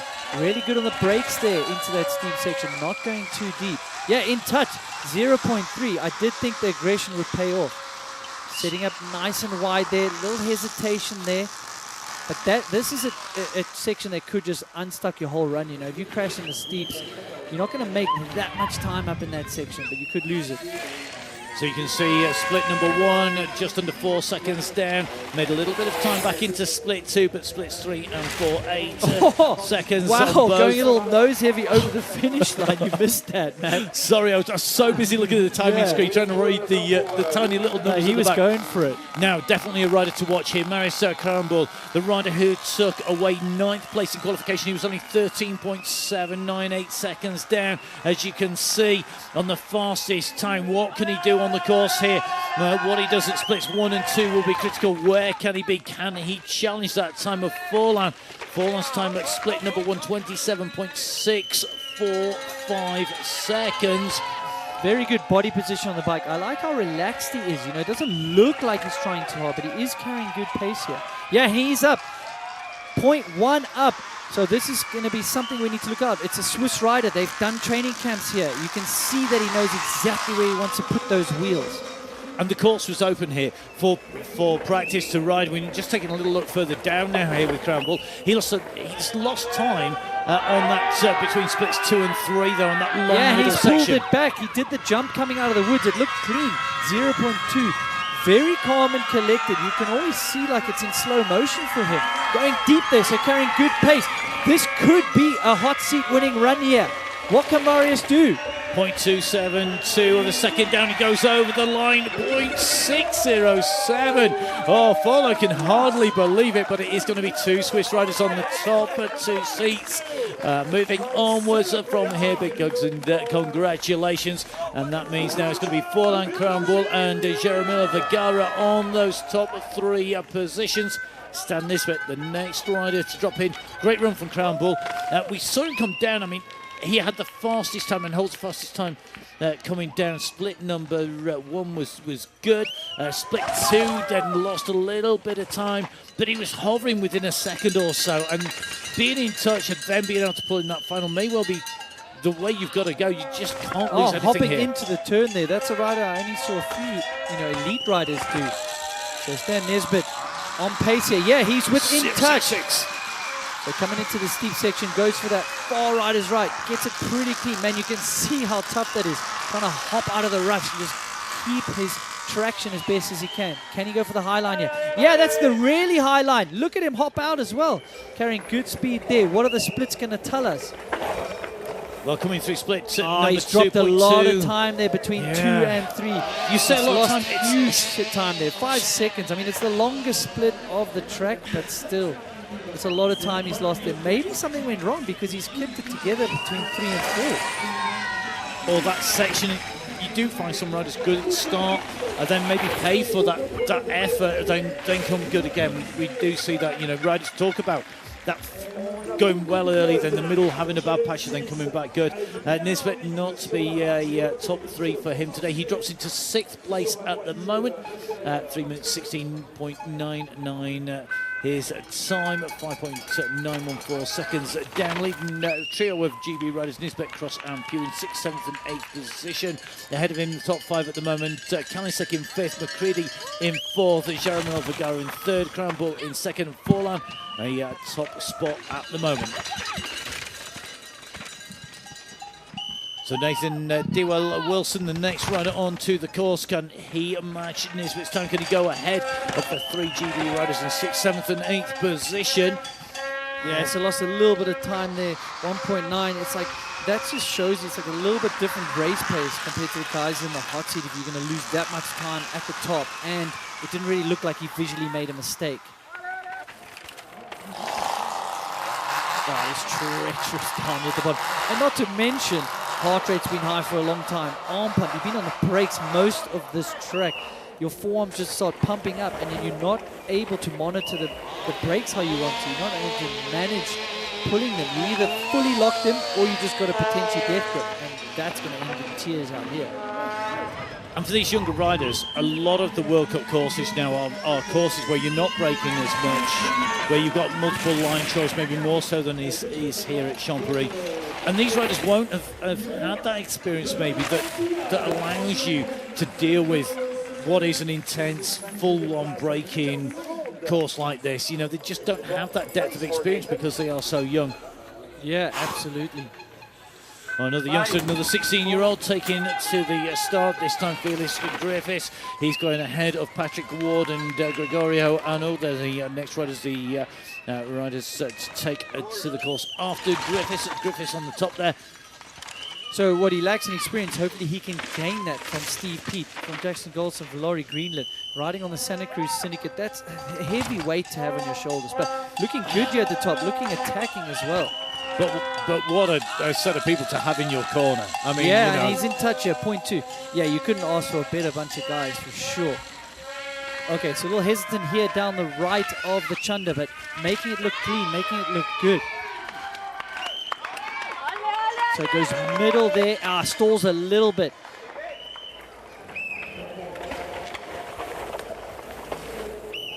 So it lost big time there. I mean, that's obviously where a big portion of the track is. So if you're going to make time up, that's going to be there. So losing 6 seconds and then 6 seconds again. So just not the pace and the run he was hoping for today.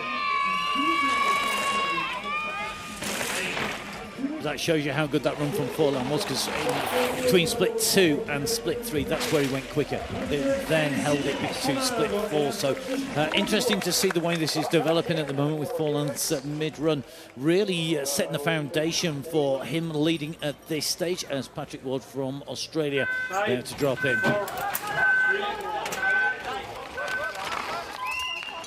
Yeah, I mean, the Aussie juniors is back in the day. It's some of the coolest stories. We had them coming over, not really knowing a lot of them, and they were just straight on the podium here at World Champs, or going on to be world beaters like Sam Hill, Nathan Rennie, Chris Kavorik. The list goes on. Well, the shouts and chainsaws of the crowd at the side of the course here.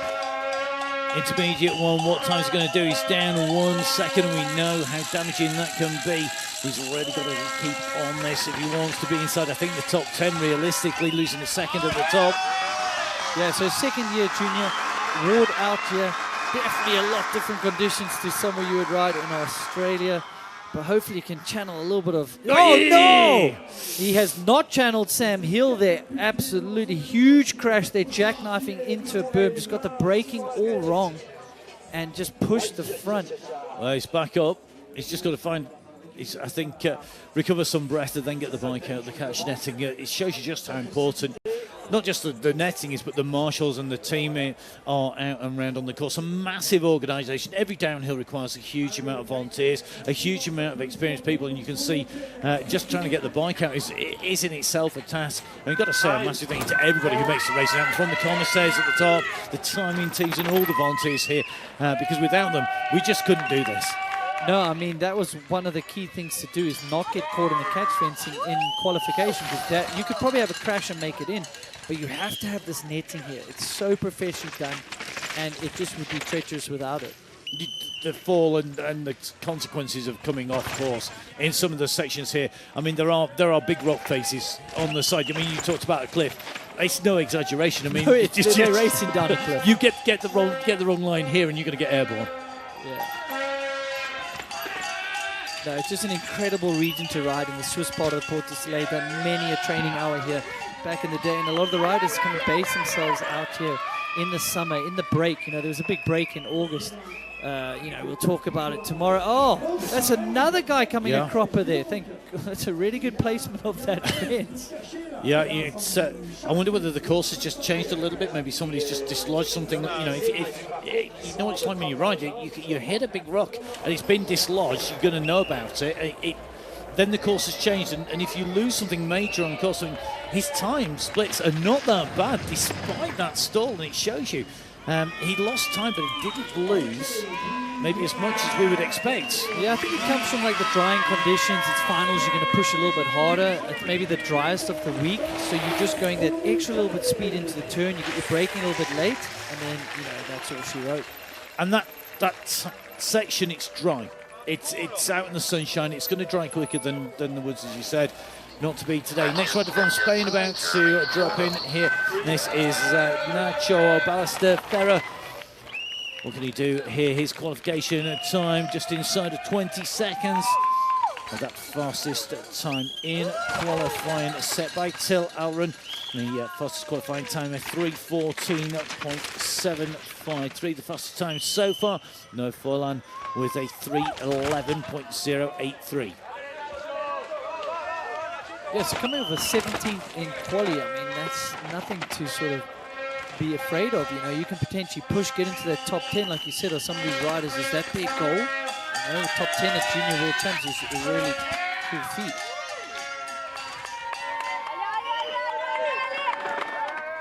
Just a little bit tighter almost on there. Just it's talking a matter of millimeters. Yeah. But it can make such a look difference. at the scrub there. Great flair and style from Nacho. Bringing it home within 5 seconds. And as we know, I mean, the hot seat run is incredible time currently. Slots himself into 6th place. Not a crazy amount of riders still to go. And through that last jump there, for people who are maybe new or have not watched so much, we saw him pedaling through the air there. It's something some riders do. Whenever I'm in the air, I just want to just land it, okay? I mean, some riders can pedal through the air and then they're hitting the ground with that drive. Is that something, is it much of an advantage? It's just personal. No, I think it's just personal style. You know, Blenky's made it really famous, and it's cool. It's something to do, but yeah, no, it's just commitment, I think. You know, like mental commitment that I'm just going to get on the pedals early so they get going in the air. Speaking of New Zealand and Blenky, this is one of the young riders from New Zealand, loose when it counts, confident over these big tracks, I think. And they have some gnarly tracks, yeah. He's showing that, isn't he? Because up at split number 1 by 0.288 of a second. And so, first year junior as well, so really talented rider. I mean, no surprise that these Southern Hemisphere guys. Oh, he's lost a bunch of time there. So, man, incredible split times from the Swiss leader, Noah. I mean, he was just so good from 2 to 3. And he went through, you know, our leader went through those first few splits. He was good, but he then made it 2 to 3 and then held it 3 to 4. We're seeing this challenge at the top, but it's not then transferring down. And are we seeing too much speed being carried maybe in? It could be that there's too much speed being carried into that middle section and people then are having to stall maybe. We're just not, it's just impossible to tell why we're seeing so much ground loss in the middle at the moment. Yeah, there's a really technical section in that middle with some line choices. It's still slick there in the woods, so I think just with like really good rider skill, you know, the track as well. I'm not saying it's a huge advantage because everyone could come and ride it a bit. Maybe the juniors less than the elites. So it's just something we can't see, but there's a lot of track in that middle bit. There's a lot of options, and you know, if you're somewhat more committed, you can make up so much time. This is actually one of those sections, so this is a replay. There's a lot of line choice here, and if you can go wide and go inside here, you can actually jump and make up a lot of time. So line choice in that middle section, critical. We saw him going to the left there. The wide line in allows you to go slightly to the right-hand side of where we saw him descending, and that makes all the difference then going forward, carrying that pace just down. Then once you lose time, it's so difficult to get that back. So just waiting for our next riders to come down on to the slopes. Next rider down should be Anthony Shelley, I think is the next rider on course.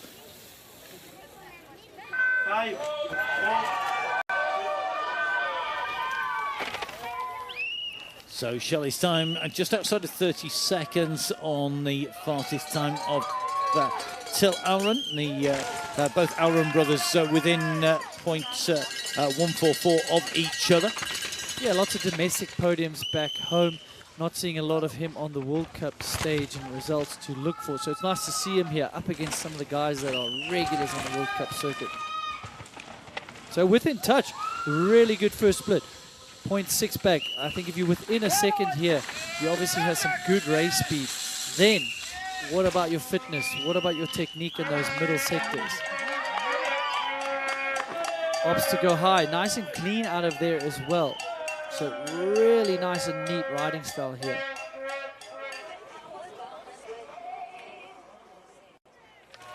Oh, nice to see this section just coming around the top of the course here. It's super dry into that big berm and then down through the split. Split number 3, intermediate 3, Anthony Shelley at the moment still within 8 seconds. But again, losing about 5 seconds in that middle section. Yeah, just bleeding a lot of time. Well, we're going to say it over and over until someone gets best. That is where he made up all of his time. So opting to go around that jump, but definitely not carrying the same sort of speed that we've seen from some of the riders ahead of him. A little hesitation over the top, you can also see that.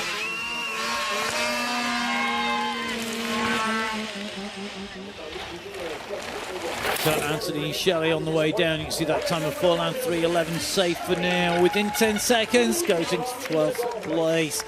Shelley of Canada at the moment, just outside the top 10.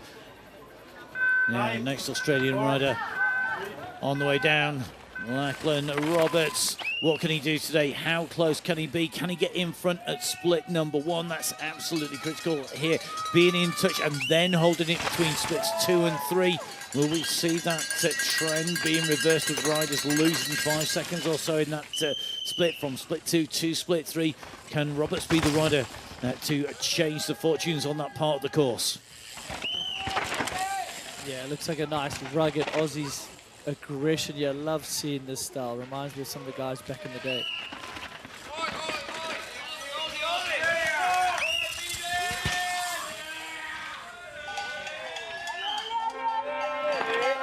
That's some good Aussie chants as he comes downhill. That'll be cool. Oh, late same place. again as well. Same place. Oh, man. So they're just coming a little bit late into that turn, carrying so much speed on that grass bank. And they're just not setting up early enough for that turn.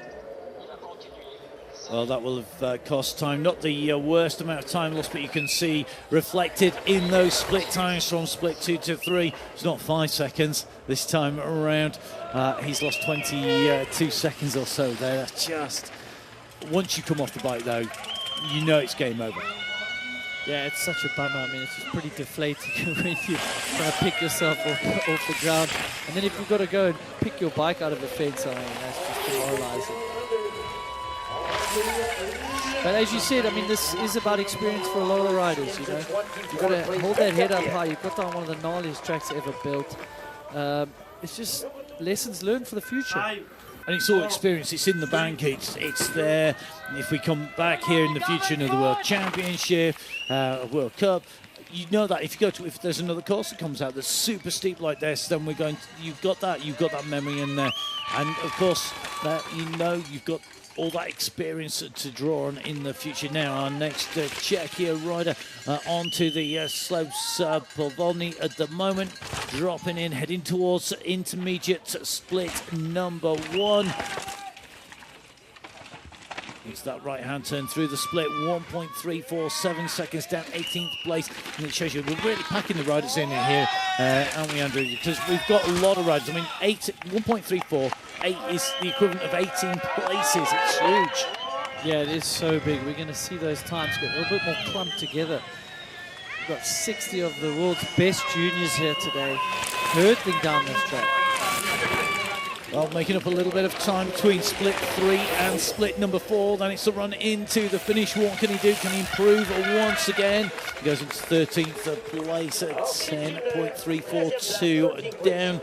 The top 12 riders remaining the same. Next rider in is going to become Bundy. Bundy from the United States of America. Just inside those top 60 riders that qualified. I was going to say, he squeaked in as well, qualifying in 59th position, but got some solid qualifiers and results in the US Pro DH Series. There's a really cool series over there as well. It's nice to see these riders coming over here, the Monster Energy Pro Downhill Series. I've been to some of them. I've been to the US Open. Really amazed at the talent coming over here now. You know, Aaron Gwynn, I think, has just inspired this next generation of riders. I think he inspired the generation around him as well. Yeah. At the time to push it onwards as well. So here we go down in to the right-hand turn. Takes a nice wide line there, wider than some. Just lost a little bit of speed. Managed to stay clear of the netting and that padding. Yeah, you can see it visually like if the guys do get to set up wide and how they kind of hop out of that turn. Super simple looking turn. There's not crazy amount to it. There's so much more crazy stuff on this track. But those little things really add up the whole way down. So working down through the UCI rankings, which is the order that the riders are releasing in both qualification and in the finals. So from our highest ranked rider down to the fastest rider in terms of ranking. So the last rider away will be Tyler Waite, ranked 13th in the world from riders outside the top 600 all the way through.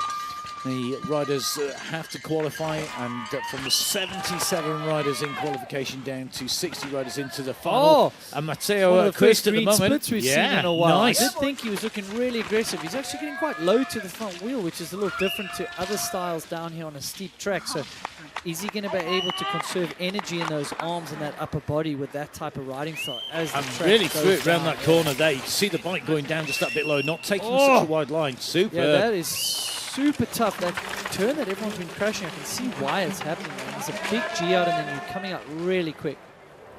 Well, unfortunately, story of the race currently is no one can stay in touch from split 2 to split 3. Looking good though, man. This is still good run. I mean, he's still going to probably slot into the top 10 if you just keep this pace up. Okay, opting for the outside line. We don't see many riders doing that one here in the junior men. So Matteo Quist on his way down into the arena, comes down over the line. 7 seconds down inside the top 10.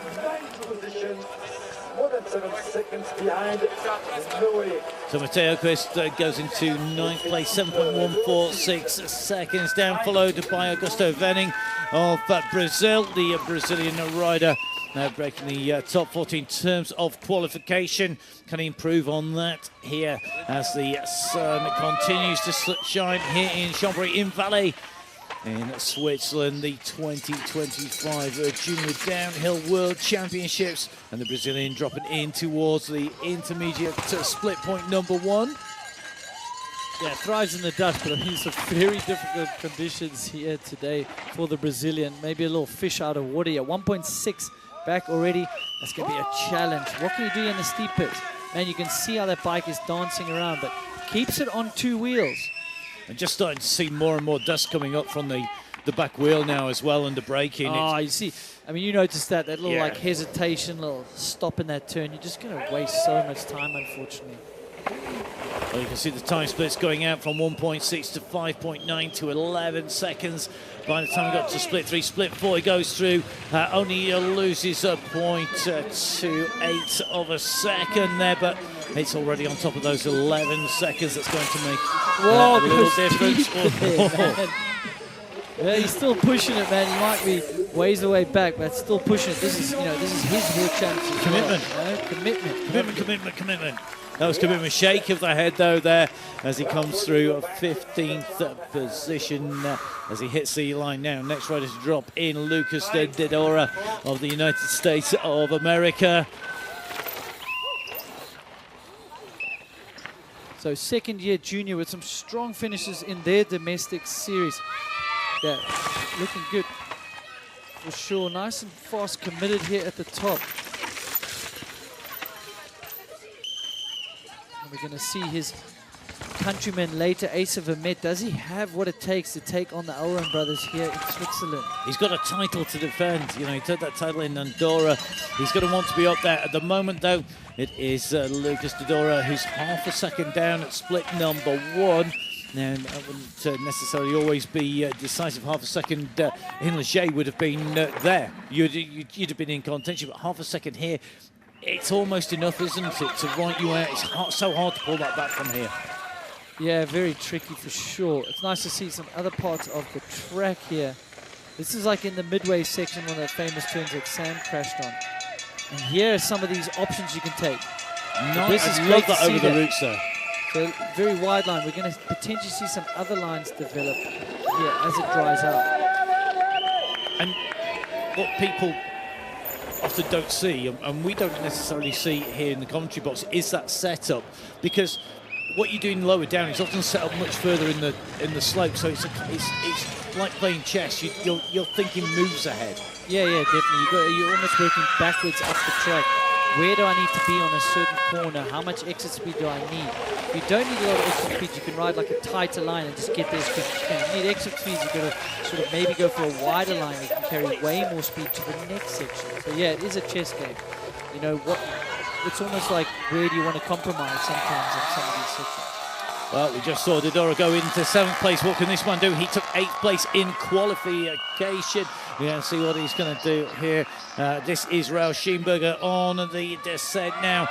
So Scheenberger really hanging it out there. Got a lot of momentum, took a lot of airtime on that way through there. Oh, he was good there. That was really good. Stalled a little bit in that turn. There's just these like subtle differences. 27.645 the time to beat at the split. Yeah, carrying some good pace, and he's up. He's 0.5 up. No surprise. Roll from Switzerland here in front of the home crowd. Man, wait, expectations of a World Champ jersey on these riders' shoulders. If he can take away a top 3, it's going to put 3 Swiss riders into those 3 seats. This corner is so treacherous. Really good commitment there. I mean, you've got to be willing to have a huge crash there to do that quick. Look at the speed.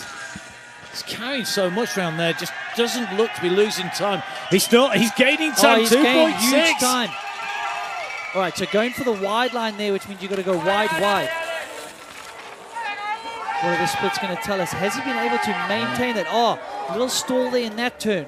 Up at split 1, up at split 2, up at split 3. Come on, split 4 coming. Champéry's going to go crazy here for another Swiss local here. Ralph putting a run of his life together here. 3.2 seconds. He's got to nail it down to the line. He's got to carry it through. This is going to be the fastest time if he can keep it going.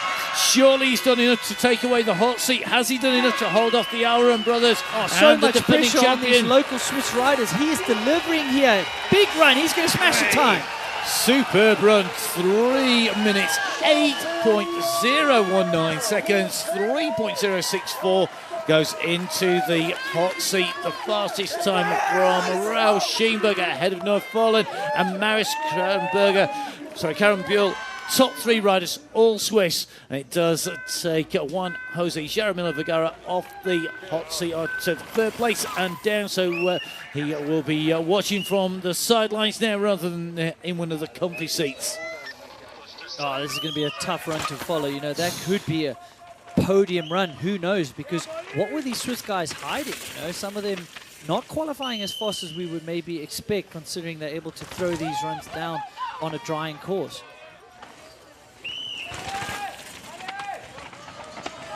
Well, he's in touch. That's impressive. You know, if you're in touch, it just shows you got some race speed here. And the speed he's carrying through those compression turns in the berm, you know, he's not losing much time on there. Wide line though, not the fastest through there. Let's see what he can do over into the roots here. Up high.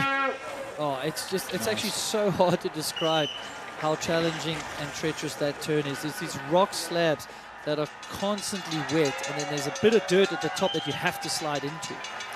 So 3.496 down at split number 2. Yeah, you can see how steep the course is there. Having to build these big catch berms for the riders. Okay, so drifting back, sort of bleeding time the whole way down, unfortunately, for the man from America. So you can see that time split by Raul Scheenberger, the rider who went through the fastest time at that split, going in towards the finish here. Malin hoping to hold as much time as he can. Where's he going to slot in as he comes into the line? Around that final left-hand turn, over the final gap jump, in and through, goes into 7th place. So pushes down Seppi Binsbergen into 8th, Lucas Dodora into 9th, and Nacho Balestra Ferrer into 10th position. Scheenberger, Folland, Campbell, Jaramillo Vergara, McCready, your top 5 at the moment.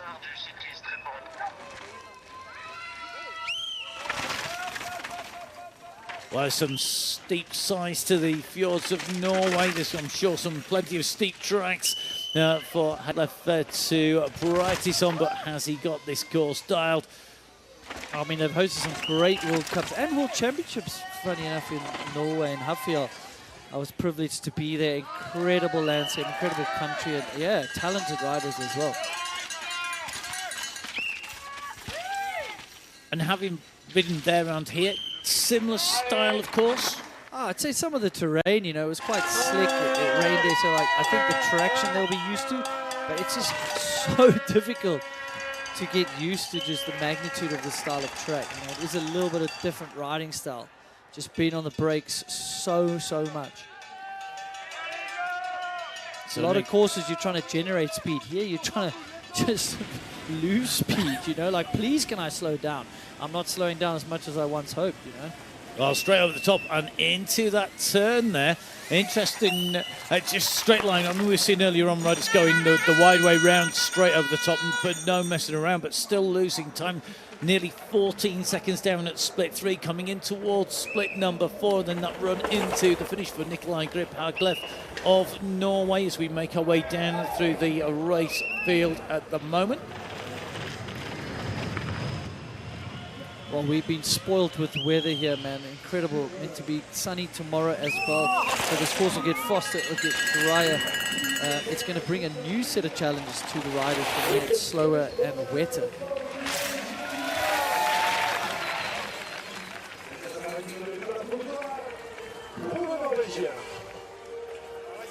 Well, just seen Haglef go in and through, which means that we now have 20 riders left to send down on to the track here in Champéry. Not top 20 riders by UCI ranking, but we've already seen some very fast time at Krambull, Schieneberger and Fulham, all of Switzerland. They're the top 3 at the moment. You can see on your screen all within 4 seconds. The top 10 separated by 8.747 seconds at the moment.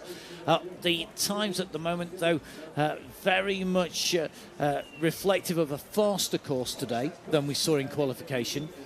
We're seeing a lot of time being lost in that mid-section. We're seeing a lot of that where the track is super dry, but also on some of the steeper sections, it's much more subtle because you talked just now about it being a track where you're looking to brake and where you're looking to almost scrub speed off rather than build and maintain speed. So that is very different, isn't it? Because a lot of the tracks that we see riders racing on, we're seeing them. It's about that explosive power and building the speed up. It's not here. And Schieneberger, the Swiss riders have this done. It is home turf. This track is open to ride on a regular basis, but it was open for everybody. It wasn't just exclusively the Swiss. Yeah, absolutely. Probably more of a challenge with some of the other juniors to get over here from faraway countries. But yeah, I mean, the Sports Soleil region is just one of the best places to come train. They'll race on other tracks in Switzerland, other tracks in the Alps that are similar gradient, so you do get comfortable for that style of stuff. That's for sure. But that stuff in the middle, there is more line options. There is place to make up time. Some of the top stuff is almost like a bobsled track. There is only one line. There is almost only one speed that you can go. So you'll see the tighter gaps there, and then when the track's a little bit wider, there are different speeds, there's different lines, there's different ways to commit and risk it. Those top bobsled corners, if you go too fast, you're just going to get thrown out the top anyway. So when we look down into our top 20, when we talk about what this track is like, I mean, we've got some fantastic riders still to come.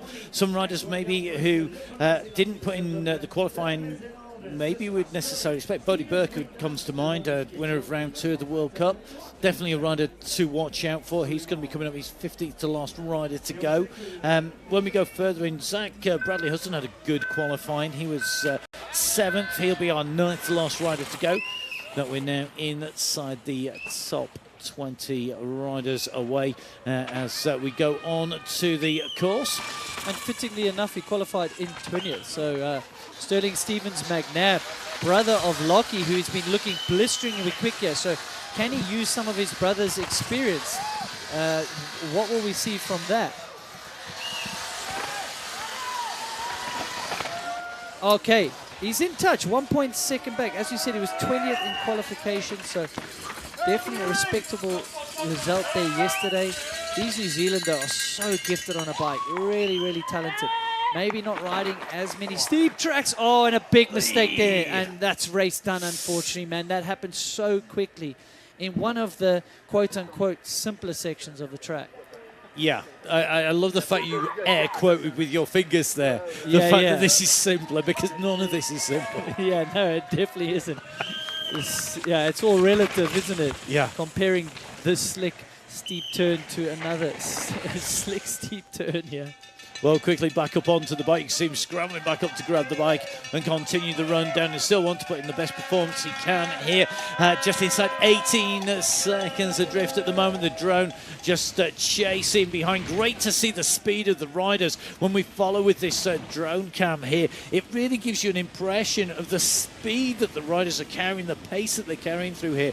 So behind Stevens McNabb, as he comes through that back wheel, just hopping out into this fast section. This is where we see him ride straight over the top, then into the berm, round and past the netting. Not making a mistake there on the way down, losing time. You can see there for a change it is between splits 1 and 2, but that was on that upper section, of course, where we've seen riders lose a little bit of time, but that is a reflection of that crash of coming adrift from the bike. Yeah, but as you said, it's actually quite a respectable split from 2 to 3 there. He only lost 3 seconds after a crash. You know, he's definitely not going to be himself after the crash. So actually maintaining really good race speed here compared to the other guys. And that's going to be a what could have been moment, isn't it, almost?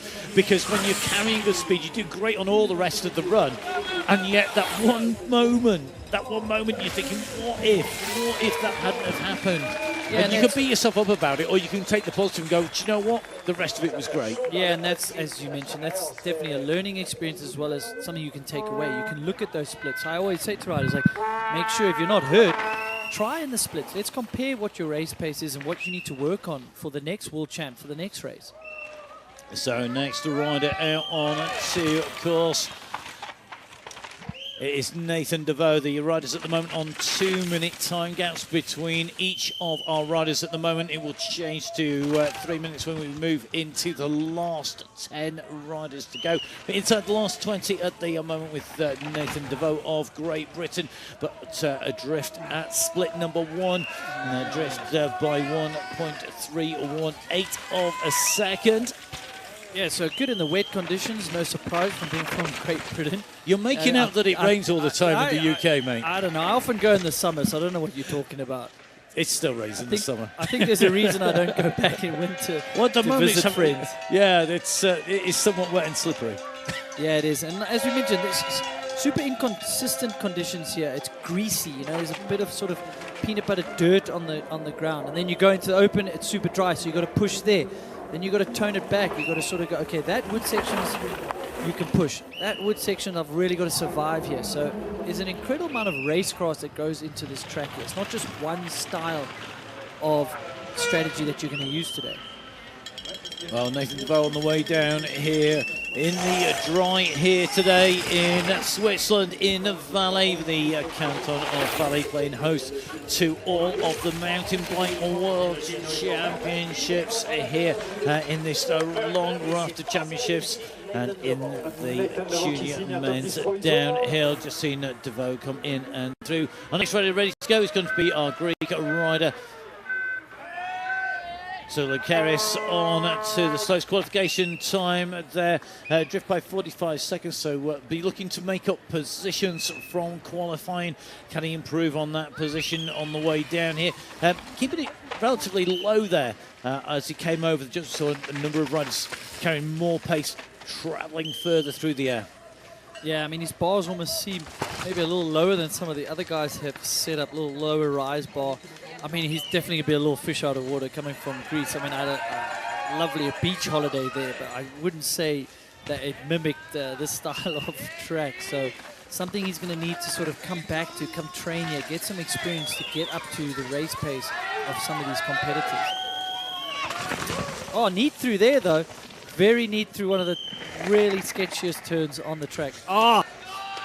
Missed his braking point there. Got a little bit late on it and just pushed the front wheel up the berm, almost high-sided.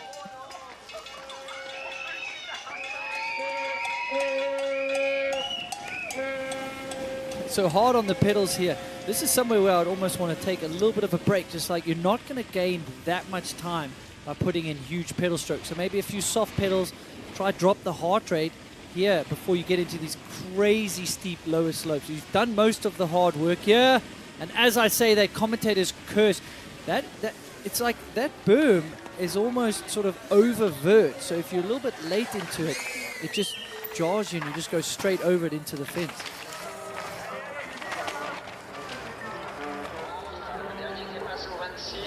I just can't get over how crazy this track is. We're going to say it all day. We're going to say it's steep. We're going to say it's daunting. But really, for riders that have never ridden in Europe, I mean, this is... I just remember the first time I came here, world's best riders were all very worried, very scared, and said they have never crashed so much on a track in their life. A lot of them are commentating on some of the videos that are resurfacing of the 07 track that was here. And, I mean, I think the UCI basically said, you need to do something about the track if we're going to come back. It's a little over the top. Well, yes and no. I love what they've done because, you know, we're seeing more berms, we're seeing more catch netting, we've seen a different course. So in some ways, yes, we're seeing less crashes, but we're still seeing a track that challenges riders. And for me, a World Championship should challenge the best of the best to separate the best of the best, and that's what we're seeing here, the best of our future riders in the junior men's competition. Just going back to that previous run, and just something you said there about that berm being over vert, you basically mean over vertical, so instead of it just being like a vertical wall that you can ride round and rail round, it overhangs almost, and then you almost have to hook up underneath it to keep it nailed, and that's maybe why we've seen so many issues there. This is that turn, and again, straight over the top. They're just carrying so much more pace. I hope some of the elite guys are actually watching this, but I mean, they get to practice and then they have quali, so they'll ride these conditions. These riders practice a lot earlier than this, so they didn't see that turn in those conditions. And going in now, I mean, we're seeing rider after rider coming just too, I wouldn't say just too fast, but it's too fast for that corner. Is it just not being used to the conditions and it being different, or is that about just being under so much pressure? It's hard to tell from where we are, obviously, but for me, that speed is just too high.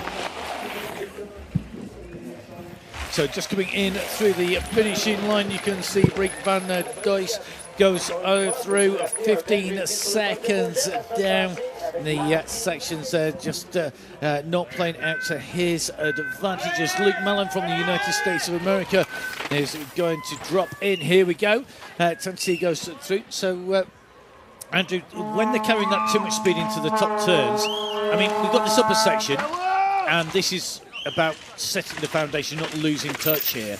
That midsection with that tight left-hand turn and that over vertical bank where we're seeing mistake after mistake, carrying too much speed there? Or yeah, is it absolutely, it's just you're carrying a little bit too much speed for what the... Oh, really quick here with pace here. So Luke Mallon at the moment, very close at the first split, 0.049 down as he goes through split number one. What's he going to do by split number two? We're on our way in towards it here.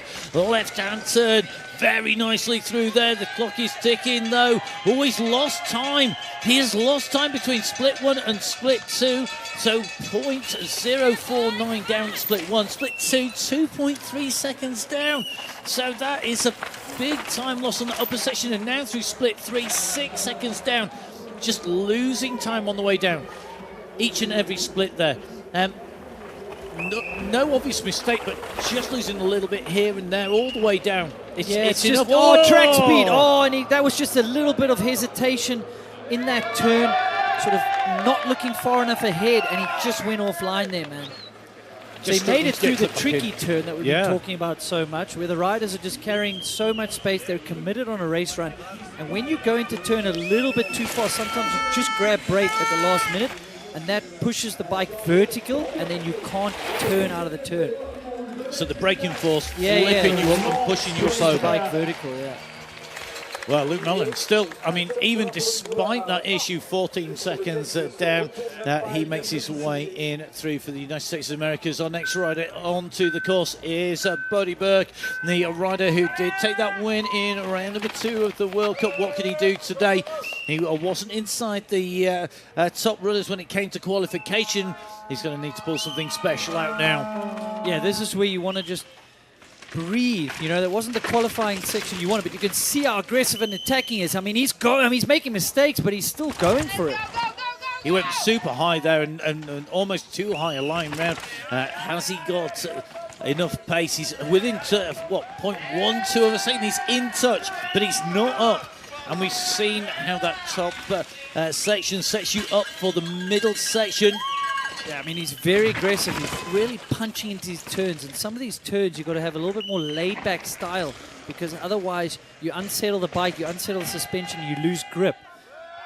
Oh, really nice and tidy through the middle there. Then he opts to go down the low side. There is an inside line. I wonder if the Elrond brothers are going to be able to run that, or Aces permit.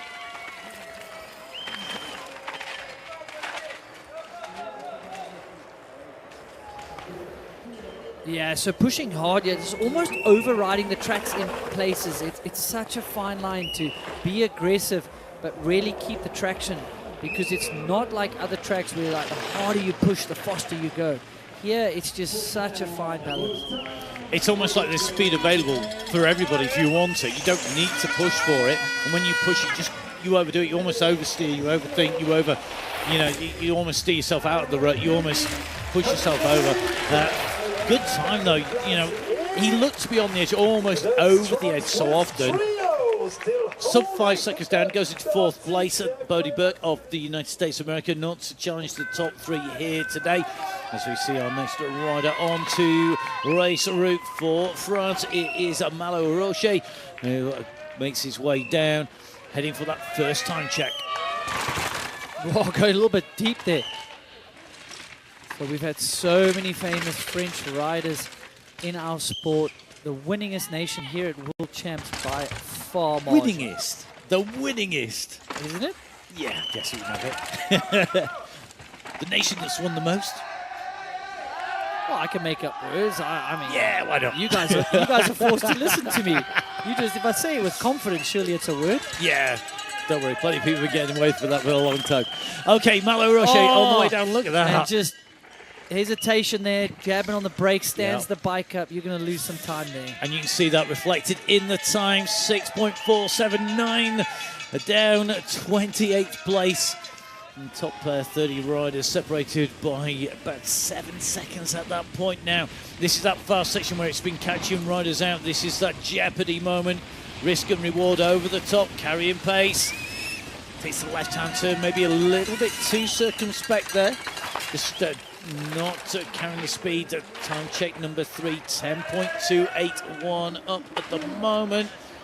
Malo Rocher of France into that rocky turn, that slick rock. The bedrock there, backward, just skipping about, but this now through check at number 2, 11.23 down. Inside the top 20 though. Yeah, and this is just testament to the qualifying positions. We're going to maybe see a little bit of up and down here, where someone's full rank is pretty high from their national series, but maybe they don't shoot the track yet. Maybe they don't have the experience as some of these other guys. Well, the applause of the crowd for Malo Rocher of France comes through 16th position. As Rocher comes through, still 13 riders due to arrive down in the finish arena. Our next rider who should be down, Benny Deval of Canada. Yeah, and his dad I used to race with back in the days, put together this development program. So really cool to see these youngsters coming over, getting World Cup experience, getting World Champs experience.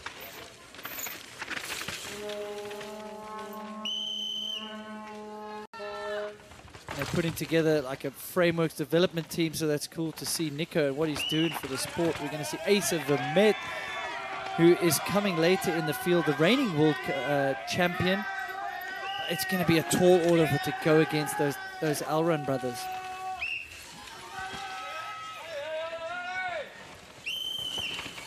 Okay, so nice and high, and you can see there's nothing you can do but accept that your back wheel is going to slip, it is going to slide, but there's a little bit of dirt above the slick rock that you've got to let it slide into.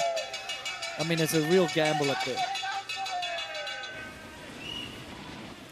So making his way down into towards what is going to be intermediate split number 3 very shortly. Left-hand turn, right turn. You can just see from the camera the speed. Look how exposed it is there as well, huh? You can't afford to look out and over the valley. Yeah. It's such a long way down. You'll get vertigo just for standing on the side of the track. Well, you will. You can't even get in the cable car lift without closing your eyes. No, I definitely will. So coming in to 13.557 down the split at 3, split 4, losing another couple of seconds there. Benny DeVal of Canada as the final sections, of course, the run down into the arena to the accompaniment of the chainsaws and the crowd with the cowbells down here. Top 3 riders taking away some very impressive cowbells. There's one you can ring actually on the way into the venue here at Champéry for all the crowd to ring. It's incredibly loud, it has to be said. So can we hear it from the commentary booth? You probably could, almost as loud as the chainsaws who were here just not too long ago. We're definitely hoping those chainsaws go up the track a little bit. My ears are still ringing from Leger, so I'm hoping not to get involved in any. You don't want any more ear damage. No. Okay, so Cooper North on his way down here for Australia. Now the rider setting off 14th to our 12th to last rider, and moving through the field very quickly. So he's up for that wide line. We haven't seen many junior men, if any, do that. So a little bit smoother at the top, and then there's only one drop, but there's no rut, so you can't really push hard on that turn. So actually quite a technical line to attempt. But it's nice to see some different lines. It really is. And it may be that technical ability is going to pay off later. He's lost time there for sure. That is going to be such a crucial turn in this race. We've said it over and over. It's that old thing, isn't it? There again. Wrong. That's just that hesitation. You know, if you don't commit and you're not willing to have a crash, you touch the brakes, and then you have a crash anyway. It's just such a tough turn. You can just see him on that. He's got the wheel twisted. He's got the brake on. It's sitting him up. He's just going, Yeah, just literally sitting. And you know when that happens. Well, I've known whenever that's happened to me, and it's happened a lot. When that happens, you just know it's all going wrong. You know it's game over. There's no getting back from that, that's for sure. So unlucky for Cooper. You know, the Aussie here, he's had some great domestic results. Some good first split. He was looking good, but unfortunately just come a cropper there. Maybe riding just too much, too close to the limit.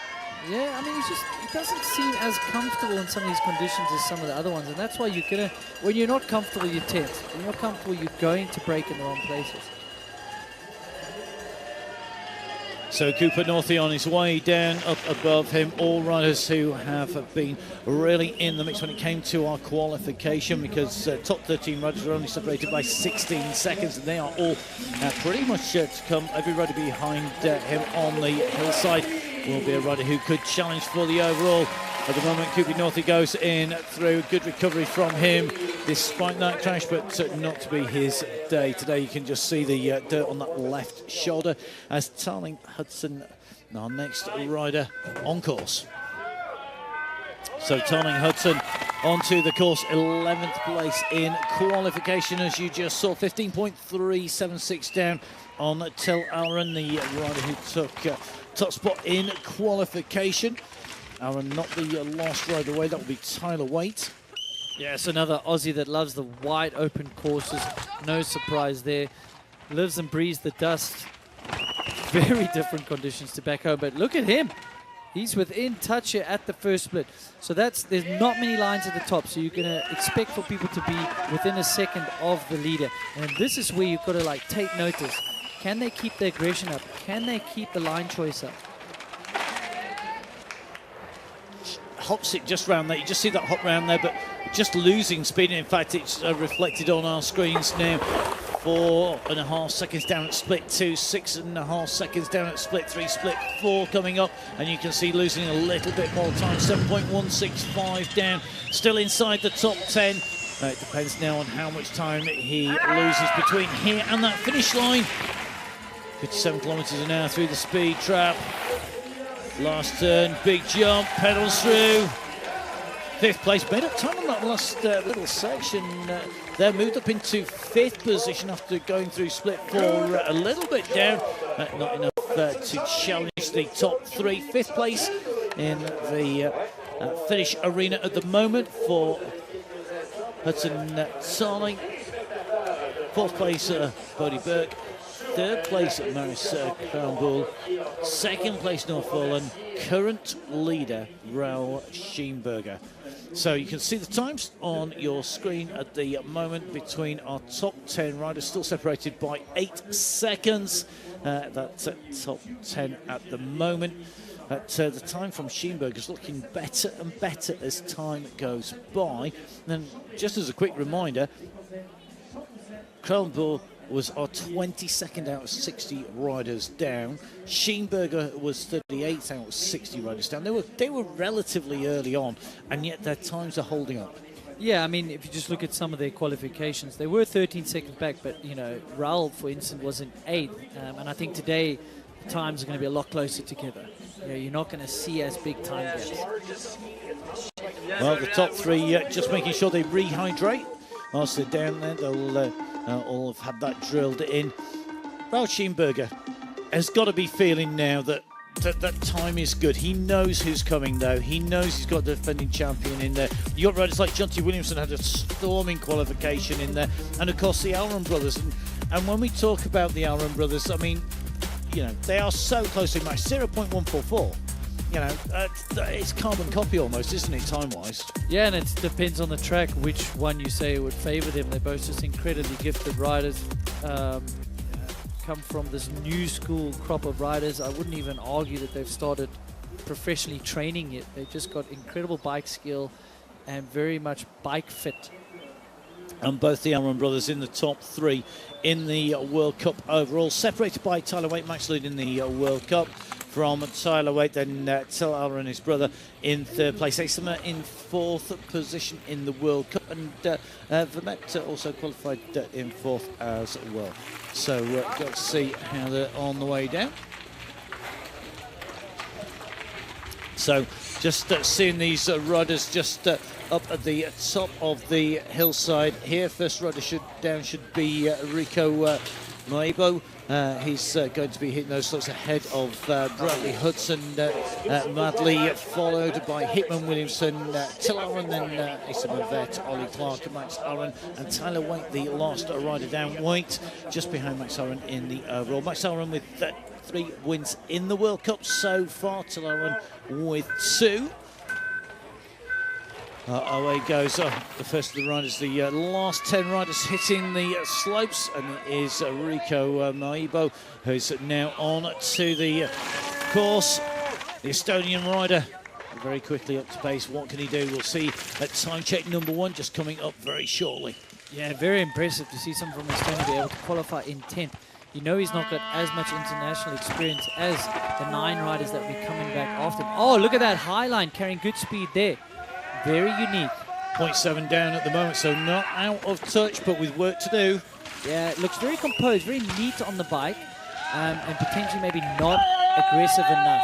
He's got one top 10 in the World Cup so far this season, and that was a 9th place in round number 4.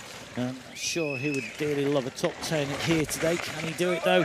He's got to keep this pace going. He can't afford to lose much more time. He's in 9th position at the moment, so still just inside that top 10. Oh, and there's that inside line I was talking about. You're going to see some of these top riders go for that. So way shorter distance here. Choosing to catch his breath here before these last steep slopes. This is so quick, this spot. This is dry. You get very aggressive here. And then this is where you've got to get very heavy on the brakes and not leave it too late. Oh, he does that well.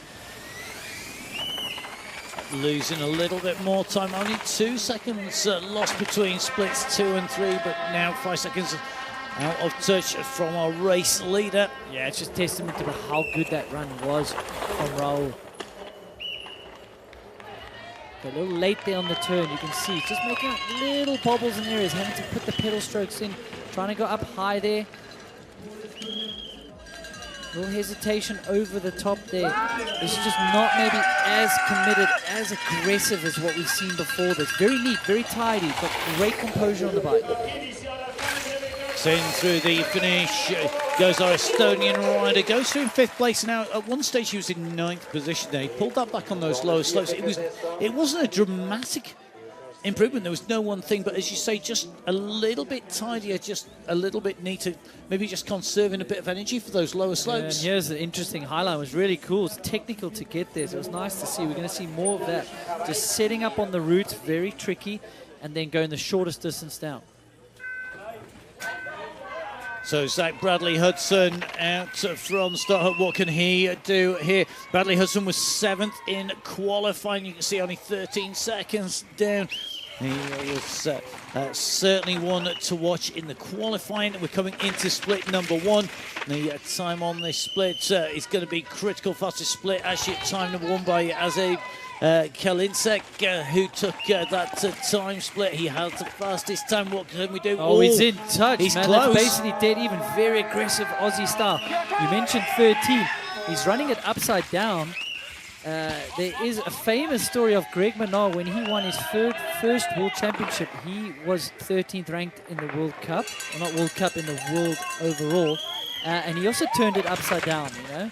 It's meant to be lucky, and if he turned it lucky, it's meant to be unlucky, but he turned it upside down. Turning it upside down, it makes around. it lucky. It's surprising the number of very riders. Superstitious. It's cross-discipline. You see that in all sorts of disciplines. I've seen it in BMX. Seen it Oh, in so cross. opting for Great the ride. berm ride, that's like way longer round, but there's less to think about. You can just literally unplug the brain and commit.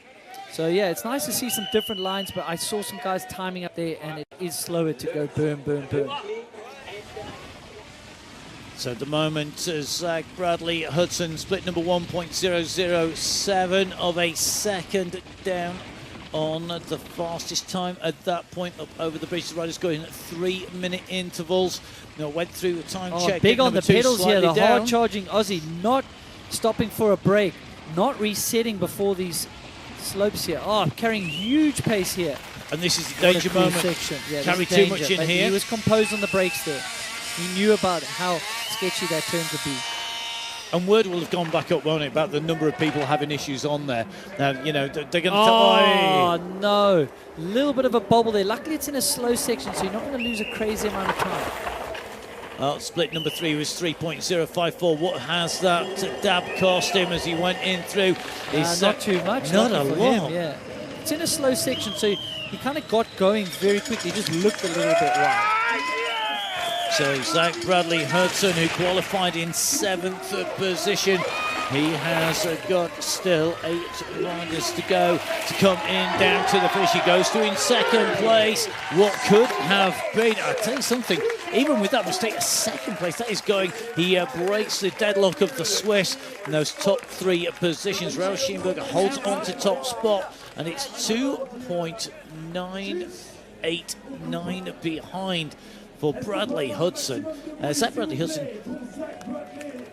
that 13 upside down, I don't know about lucky. He may be thinking unlucky for those few mistakes that maybe cost him that time. I'll tell you, I'm definitely putting that thing upside down as well. If it worked for Greg back in the day, I think everyone would follow suit.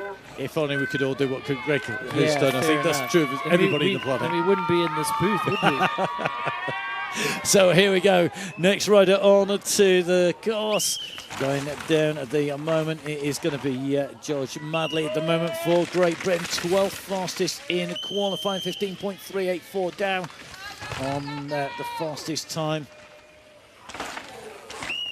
Into the time. Come on, George, how madly can you get on this track? Oh, and he is going like mad. He's 0.2 up at the first split. That means his race pace is within touch. Can he keep it together on the middle slopes? Now up at split number 1 by 0.297. What's he going to do when he hits split number 2? He's got to get there. He's got the time to beat. It's from 119, I think he's going to get to. Let's have a look. Scheenberger 118.047. Oh, he's in touch, 0.3. Is he going to go for the... No, he didn't go for the inside line, so that's the more simpler, wider line. Trying to keep more momentum.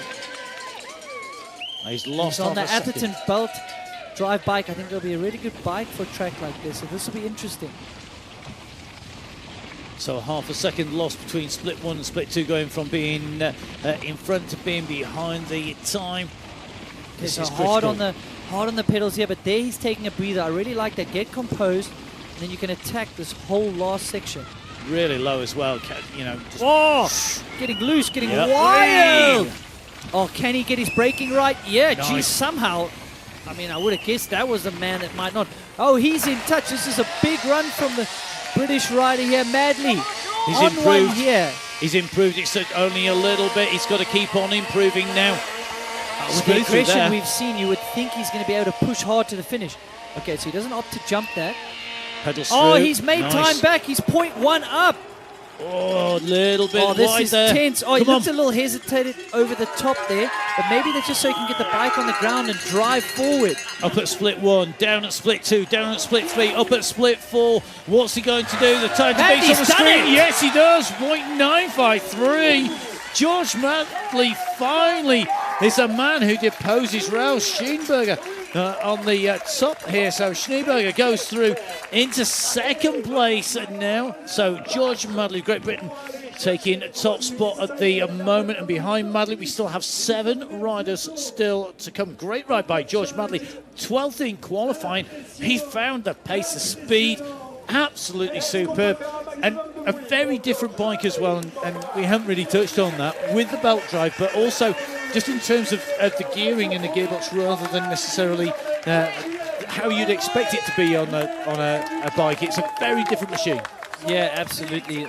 Very low center of gravity on that bike. We're not going to really talk much about the pedaling on this track, I guess. No, but it is how the suspension works. You know, every bike has a different pros and cons. So awesome run to see. You could see how aggressive and tacky was on those open slopes. Like that was his race strategy. Where it's dry, I'm going to go as hard as I can. It was so close to the edge there. I mean, you could see the bike skipping as we came down into that left-hand turn where we've seen people go on that oververt corner on that berm. He just, though, didn't panic. It didn't look at. We've seen riders grabbing a handful of brake and going over. No problems. Kept it cool, kept it calm, and pushed through. Good riding. New leader, new man in the hot seat. George Madley at the moment from Great Britain. His time 3:07.066, 3:08.019. The time of Raus Schneeberger that he has deposed. So. Fastest time through split 1, the fastest time at split 4, and the fastest time in the finish. Lost fractions of a second in splits 2 and 3. Great run though, and very impressive to do that coming off the back of maybe what he wasn't. You know, he would have been happy with 12th. I suspect. I think he would have wanted more. He's gone down and pulled it out when it mattered. Yeah, he's shown he's got some big race temperament, and he's proven it here. There's a lot of pressure for these youngsters. You know, like a result today can just like skyrocket your career. So there's a lot of weight on these kids' shoulders.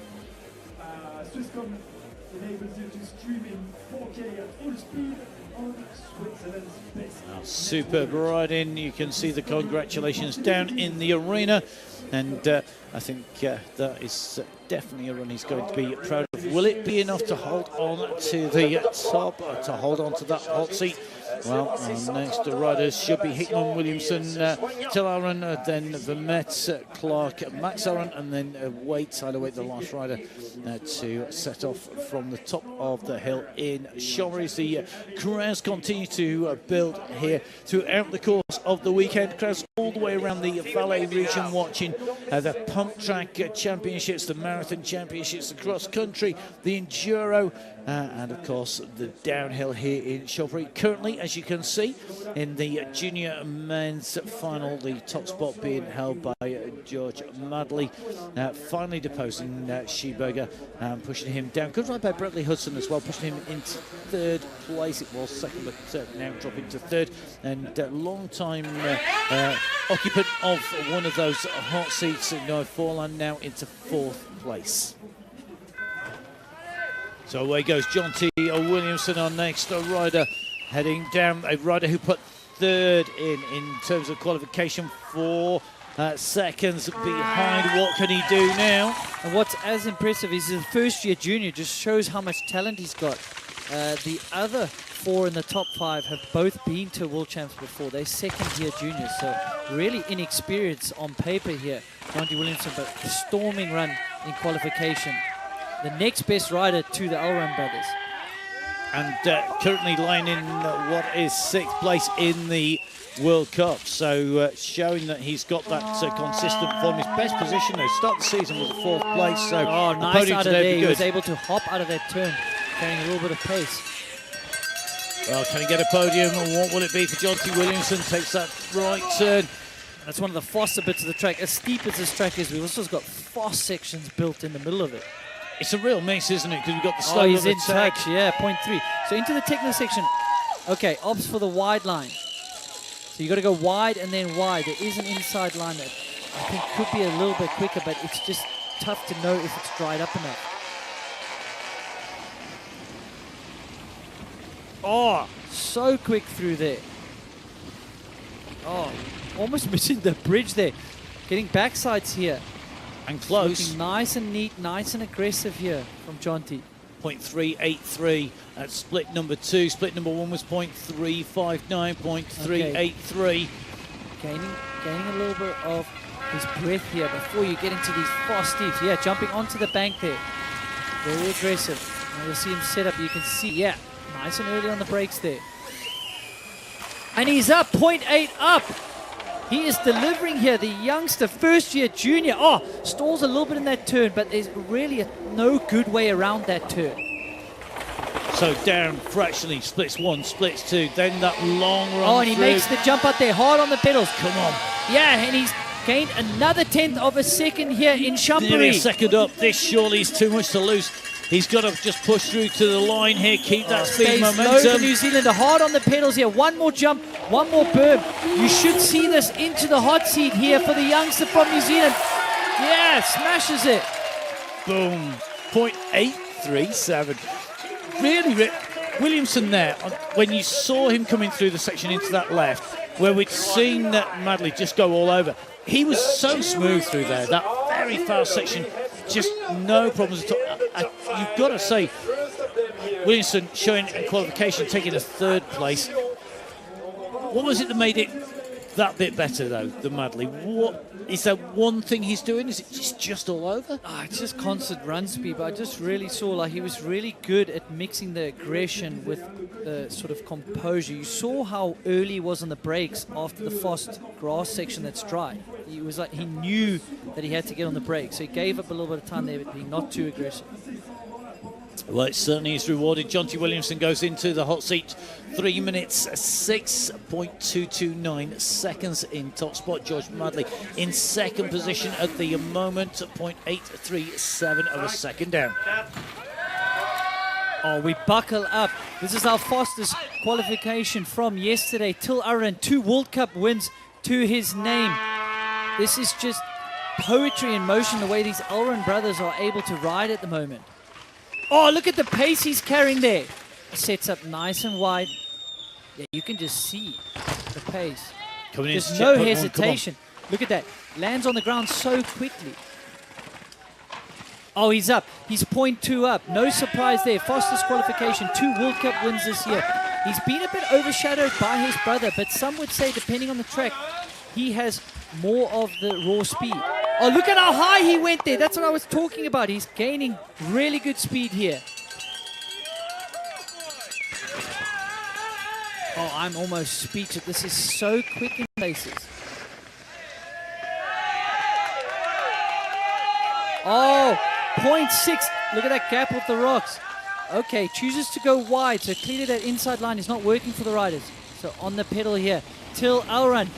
1 run, 1 chance. The world watching here for the rainbow stripes in Champéry.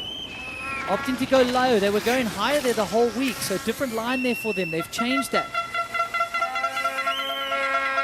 Oh, this course is asking questions until Aaron is answering. He's still up, 0.6 up. Really good around there, I think, compared to Jonty as well. Maybe going to make up some more time.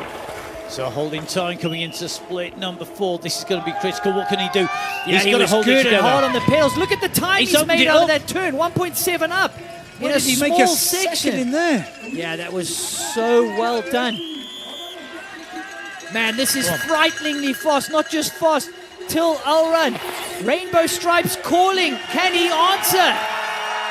Oh, 1.9 into the good and into the lead there. Well, so much pressure that he delivered under. He just absolutely nailed it. Jonty Williamson came through. He scraped through. He got himself in there, but he took the top spot. Till Aaron's just blown that apart. The time gap between the two, just shy of 2 seconds, 1.972 between them. And we saw him take a second back between split 3 and split 4.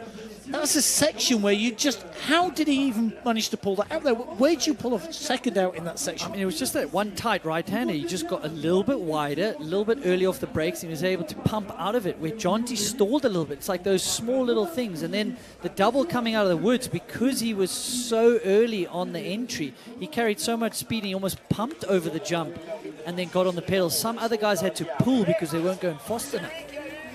Well, Till Aaron has set a time that is now going to take some beating. Who can take it away? Here we go, defending champion Asa Vermette of the United States of America. He's on course. He took the 4th fastest time in qualifying, but he's got to pull something special out of the bag here in Champéry if he wants to defend that title here today. Our reigning junior world champion. So that's a first time check. Asa Vermette goes through. What time is going to be? He's 0.6 up. I was thinking today's conditions could suit him a lot better than yesterday's wet conditions. I was not surprised that he was in 4th yesterday. But this kid can deliver. He's won multiple races in the elite category, opting for that inside line, but he did it pretty well, I must say. It is a shorter distance. Well, he got beaten in Leger in those terrible conditions by Max Aaron.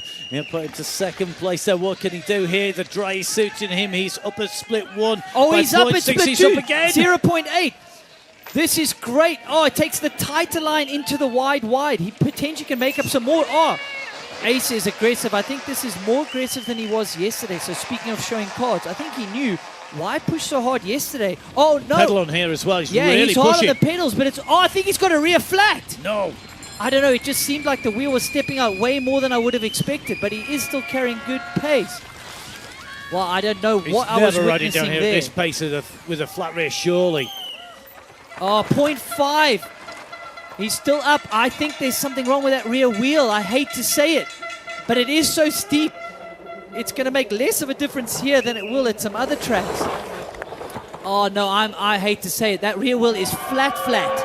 Oh, no, that is devastating for Asa Vermette here. Trying to go back-to-back. He was up, especially at the 2nd split. Oh, no. Just pushing just too hard there. Maybe he just clipped something wrong, but he was holding the pace as much as he could. He can't hold it all the way, and he's got to, he goes over the top. No, that is just horrible news for Asa Vermette. He stepped up after yesterday. He was up at the 3rd split, even with a rear flat. That is the sport of downhill. It's cruel. This mountain owes you nothing, unfortunately. Oh, look at that. Wow, he did that well. That was a very interesting line. Not many people have been doing that run. Oh, he really backed up what was potentially a disappointing qualification from yesterday.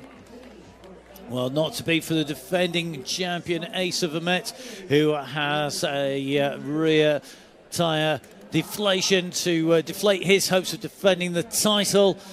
Well, not to be. Good spot there on the way down. For those people who maybe not into mountain biking as much, riders are running protection against flats. It doesn't mean that it's completely all over, but still able to finish, but not able to challenge. Next rider in, Ollie Clark, rider who took 5th fastest in qualifying. Can he make it count here today? 3rd from last rider down onto the hill. He won't know what's happened to Asa Vermette. He's just got to do his own run here. Yeah, winner of a World Cup this year. Love this guy's riding style. Just, mimics the old Brooke McDonald. Just smash it down. Really strong rider, really committed. But you've got to have some finesse here, and there it shows it. You can be aggressive at the top, and then this is where you've got to start finessing it. So 0.5 up. Watch out for Ollie Clark. He could be dangerous on a track like this. Well, Ollie Clark up going for that high line, gets it clean. Oh, and he's got great exit speed there. So he is a man on a mission here. This is fast. This is frighteningly fast. Oh, a little bit of a bobble there. Not carrying the speed he would have loved to get out of that. Split 2 coming up. Here we go. What's he going to do? Is he going to still be up? He is. 0.581. Oh, that was really clean. Really clean. That's a technical line that he was able to do there. So he is up This time of Till Aran is beatable. One would have thought it was going to be up to only the Elrond brothers, but these guys are showing they want this title. They want the rainbow jersey. Oh, so he's up on the high line, then comes down again. Composed here on your braking. You've got to get braking early. Does it. Leans it really good there. Oh, he's lost time. 0.2 back. This is doable, though. This is where Till was really good. Yeah, decent. He got high. Just a little hesitation as he came out of there. So 0.2 of a second down at split 3. He was up at split 1 and 2. What's he going to do at split 4? Can he make this back? We saw a second being made up here by Aaron, but he's lost a more time. lot of time, man. New Zealand Bulldog number 2 over here. He's lost a bit of time there. Till was just incredibly clean there, coming out of the woods. Like he was carrying so much speed visibly as well. Well, Ollie Clark in and through the line, almost jumps through that finishing line. He goes into second place here behind Till Aaron. Not quite enough to challenge, 1.598 down. And that means that we have 2 riders left on the top. Ollie Clark, great run from him, particularly in that early section. But then just the section where Till Aaron really made his time, we just saw Ollie Clark really lose the time. Yeah, he was just so clean there. He was able to set up a little bit wider. And those are critical positions because you got the whole finish drag. Well, second fastest rider in qualification to go. Max Aaron out onto the course here. He has seen his brother take away the fastest time. I'm sure he's had word of that up at the top of the hill. Here we go. What can he do? His run in Leger last week was one of the best runs of all time over juniors, elite, doesn't matter what. If you can't see the mastery that this guy has on a bike, part of me thinks qualifying second, even though it's so close, is maybe good. Maybe lights a fire in his belly, and that it's done. 0.9 up at the first split. Man, that is a great sector. So up at split 1, he's heading for split 2 fairly quickly. He'll go high here. Look He's so good at those lines. So high on there. Just pumping out of it as well. They were jumping so deep in practice there, but he's kept it tame in his race run. Oh, I mean, no hesitation there. Ollie Clark had to jab a little bit of brakes there, not Max Elrond. So multiple World Cup wins this season. 1.460. Oh, it's 1.4. What are we seeing here? This isn't just a run. This is a statement to the sport. Max Elrond delivering here in Champéry so far. His brother sitting in the hot seat. Well, we're in with the drone. You can see how quick it has to move to get in behind Max Aaron. A real indication of just how fast this run is. And remember, he is up at split 2, 1.460. What can he do when he gets into split number 3? Down through here, you can see him just brushing the edge of the bridge there. Every millimetre that's available is in use here. Yeah, and this is the dream season for Max. Multiple World Cup wins, leading the overall. Look at him, he stays high, high, and high again. No one else is doing that in the junior field. Oh, that was just so clean. Oh my goodness, 3.3 up. This is not cornering, this is cornering sorcery. What are we witnessing here? How is he holding this together? I don't so know. much quicker. We need to go and ask. This is ridiculous. Oh, a little bubble there, but he keeps it clean. Max Elrond is absolutely demolishing the field here. 0.1 up. His brother sitting in the hot seat. Not for much longer Nothing at this he rate. can do anymore. Scrubbing. Oh my goodness. This is one of the best runs I've seen in a long time. Max Elrond, take a bow. Rainbow stripes. They called, you answered. Oh my goodness, Max Aaron. How did he smash that time? We thought that Till Aaron's time was going to take some beating. Max Aaron has shown that was possible, and some 3.379. I mean, one run, one chance. The whole world is watching, and you deliver. There it is. Yeah. He says he wanted them. He came for one reason. How much pressure are these guys under, man?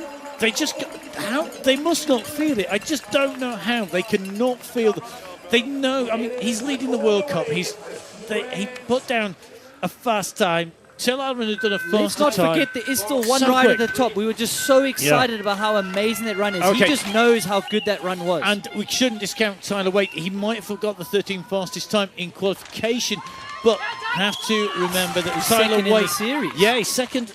He's second in that World Cup series. He's a rider he who could looks challenge. quick. He looks aggressive. Is it enough though? We're going to find out. Split 1 coming up. Oh, man. A lot of weight in your shoulders, dropping loss. A little mistake there as well. Okay, so he's in touch. I mean, Max had such a crazy split time. That's pretty impressive. It's still like almost the second fastest split, right? Flying down there at the moment that time going. Okay, so he goes for the middle line there. He could not have had as much exit speed as Elrond.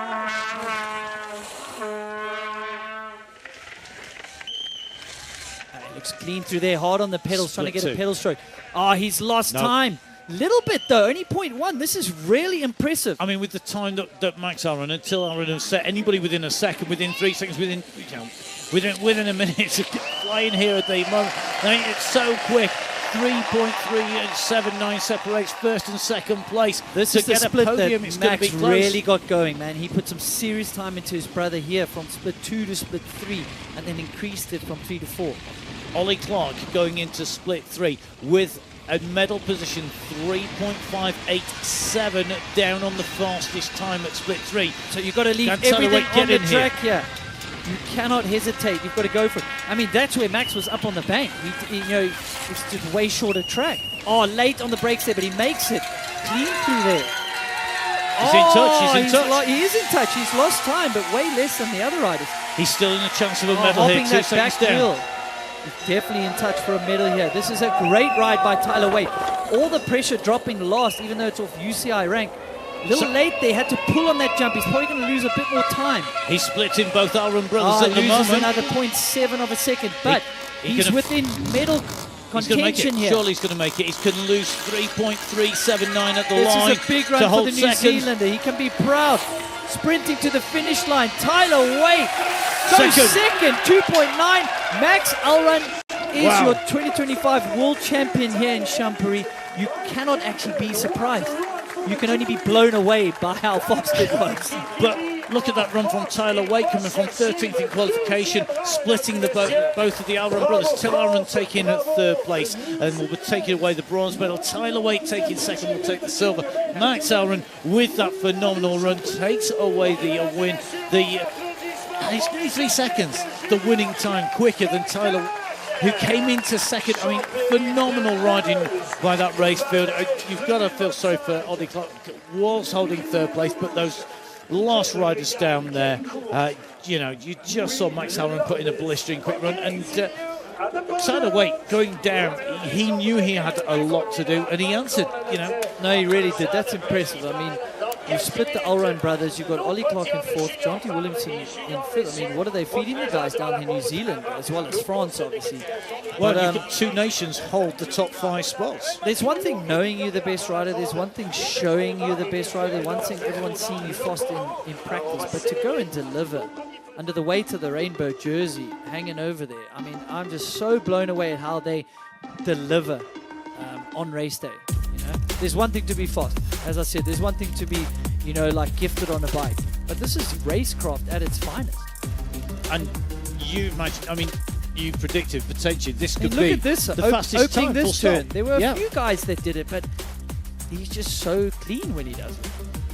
Now, you said this could be the fastest run of the weekend, potentially, because this is so quick. We'll see, because we've got tomorrow to come. But the conditions will be phenomenal. different.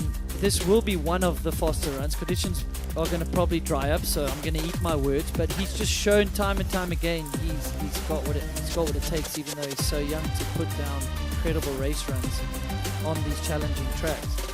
And that innovation, that ability to pull lines that we didn't see other people pulling, that really made a difference, didn't it? And he's so good at like going over these rises where maybe some riders will let the bike go because they want to be committed, but then you can't get on the ground early enough for traction or to set up and get your braking. He's just really good at keeping that bike on the ground when he needs to. And it looks quite good as well when he does it with the scrubs. Oh, just phenomenal skills. Poetry, emotion. Brilliant. Yeah, just how do you nail that so well, under so much pressure, pull out all these lines? I mean, such a phenomenal talent. All these riders they are the world's best juniors. We are at the World Championships, but to blow us all away with such a run, he knew that was a run. He knew when he did. I mean, I think he has that self-belief that if he puts down the run he wants, he could probably take the rainbow stripes. And that's the confidence he has, and he's built that confidence by all the World Cup wins he's had, you know, all the experience he started to gain. Well, I think we're going to be able to hear from our world champion now. Max, you take today the perfect line, isn't it? Yeah, it was really good. Just super stoked. Like next year I did second, and yeah, it was a bit gutted, but like this year is different. Yeah, it was the fastest. A bit gutted from my brother. His third still super good, but yeah, I would prefer to be like first and second. So yeah, just super stoked, and yeah, take the rainbow jersey. What does that mean, this rainbow jersey? Well, it means a lot. Like, it means you're the best in the world. So yeah, no more. Just super happy. Yeah, thanks everyone. Did you take all the risk today? Nah, I'm not usually like going to the limit, but like just staying focused and like do as every time like what I know, and yeah, just staying on the bike and have a flow run, and yeah, did the minus mistake possible. So yeah. To be on the podium with your brother is something special too. Yeah, super special. I'm getting used to it now, but yeah, at World Champ it's a bit different. So yeah, just super stoked. Merci. Well, you could see what his brother means to him. I mean, he wanted to be 1-2, and it wasn't going to be the case. Separated there by Tyler Waite of New Zealand, but still both brothers on the podium.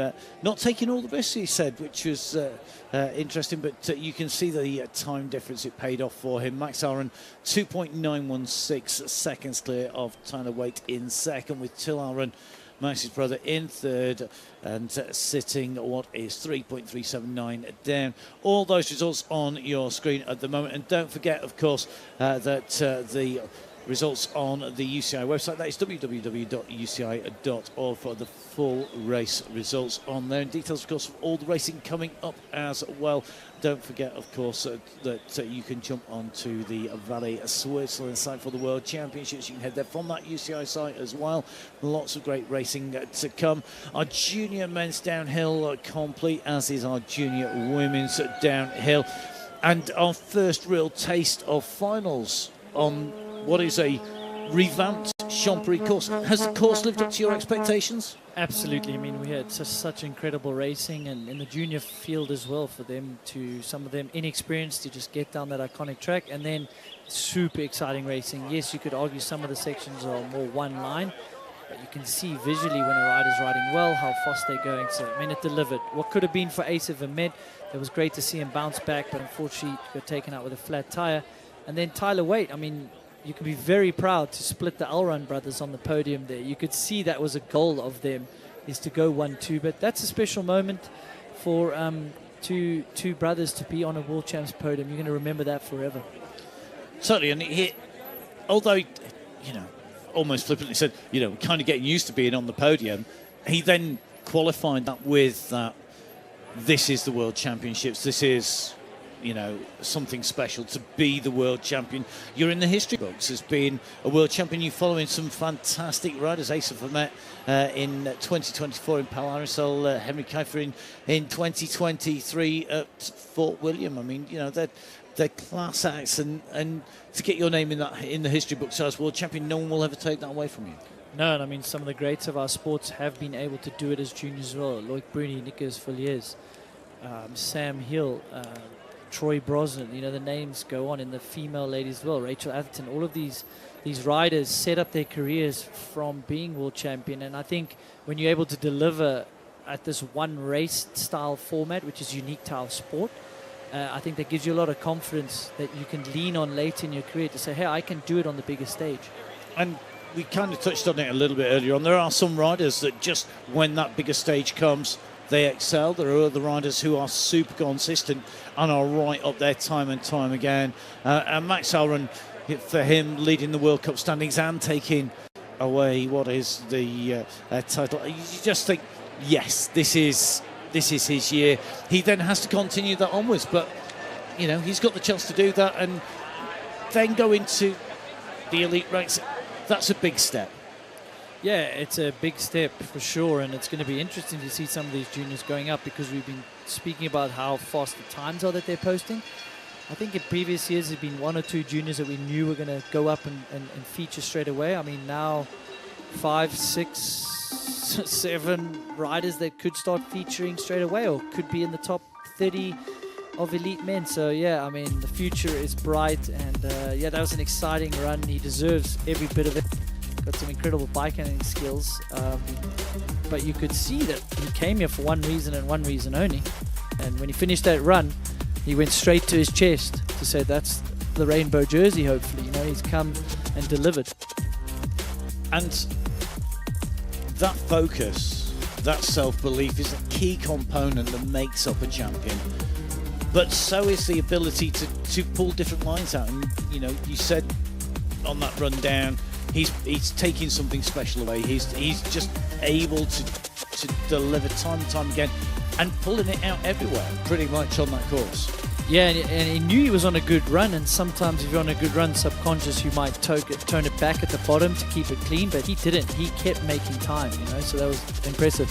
And I mean, we got so excited because it was that kind of a run that we almost forgot Tyler Wade was at the top of the hill because of the way the rankings work. And Wade, did he deliver? Because you're at the top last.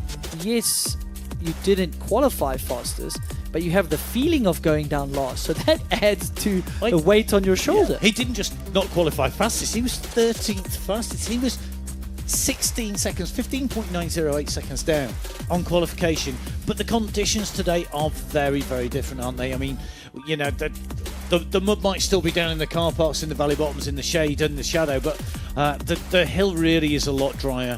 Yeah, it's better, but I mean, like, that section is like really, really tricky, you know, because it's not drying enough. It's kind of like this weird in between, but nothing you can do about it. But you've got to sort of have an aggressive section, and then you've got to tone it back down for those woods. You can have the aggressive section in the outside, the open, tone it back down for the slippery, steep turns. It's yeah, it's some interesting race cars. And there again, he's just able to get the bike on the ground when he needs it earlier than some. We talk a lot about Max Aaron as our world champion. Till Aaron's run, in particular, third to fourth split, where he pushed that corner, that turn, delivered no problems at all. France once again showing that they're such a strong nation when it comes to downhill. You know, yes, they've got great terrain on the doorstep, and they've got a great history, and they've got great champions. They've won the most medals. Yeah, you know, apart from all that, what did they ever do for yeah, they are just...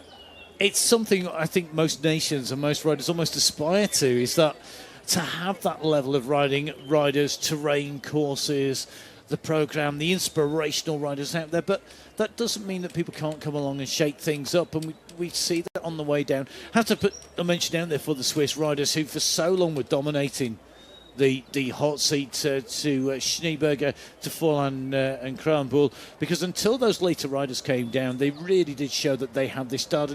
And some of that is advantage of having a home track, but also it's inspiration, isn't it, about riding in front of your home crowd? Yeah, but I mean, it's a double-edged sword, knowing that you know the track potentially better, knowing that there's the home crowd expectations you're going to put on yourself.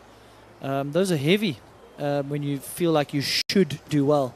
It's one of the most challenging times to race a bike, is when you're feeling you should win or you should have a good result. But I mean, that's awesome. You know, that's a really good result leading into the rest of your career, to see you top 10 at the World Champs at this type of field. As we said, it's not just one or two that look like they're above each other. It's the whole top 10 of the junior fin are doing like incredible times.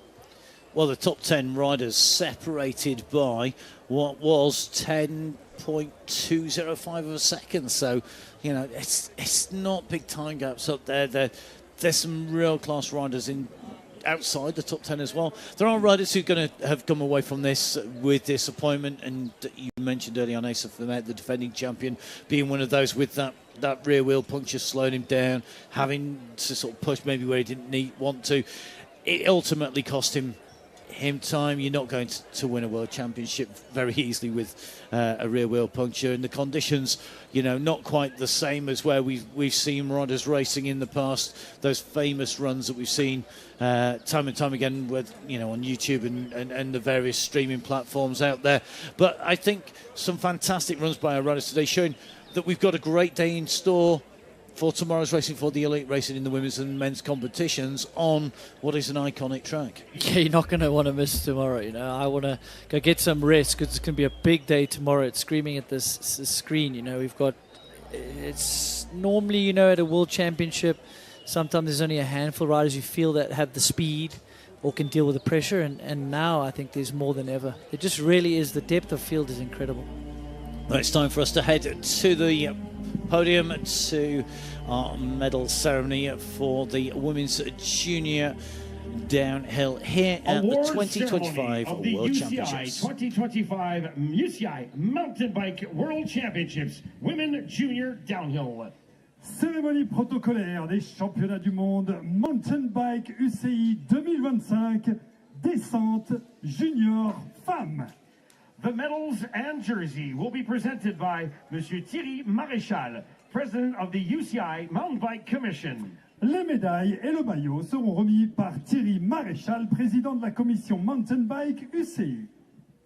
In third place and winner of the bronze medal, representing the United States of America.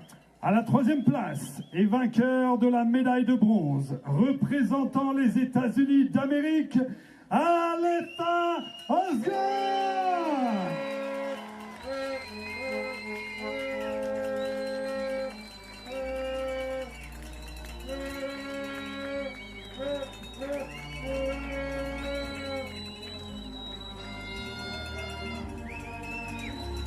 In the second place and winner of the silver medal, representing New Zealand. À la deuxième place et vainqueur de la médaille d'argent, représentant la Nouvelle-Zélande, Eliana Hulsebusch.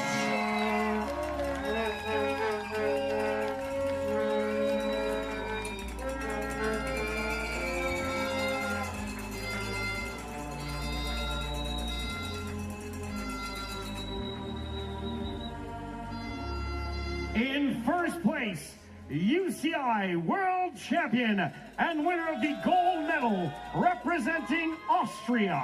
À la première place, champion du monde UCI et gagnant de la médaille d'or, représentant l'Autriche, Rosa Zierler.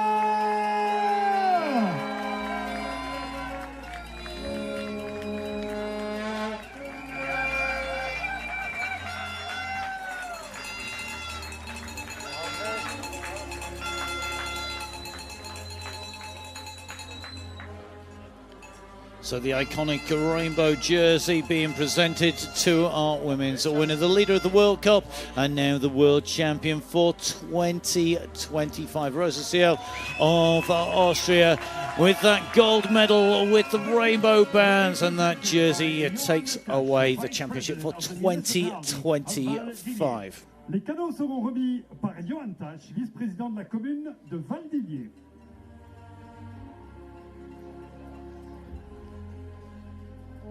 Well, as well as the amazing medals our riders presented by the cowbells handmade here, and they will be taking those away, the trophies as well. Some fantastic prizes for our riders, and don't forget, of course, all of our riders will have their names etched into the history books. A proud moment for every rider when they're a world champion. A junior world champion, of course, promises so much, and these riders will be taking their medals onwards from here.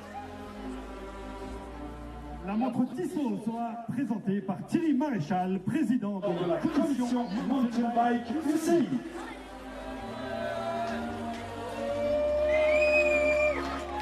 Ladies and gentlemen, in honor of our new UCI World Champion, we present the national anthem of Austria. Mesdames et messieurs, en l'honneur de notre nouvelle championne du monde UCI, nous vous présentons l'hymne national de l'Autriche.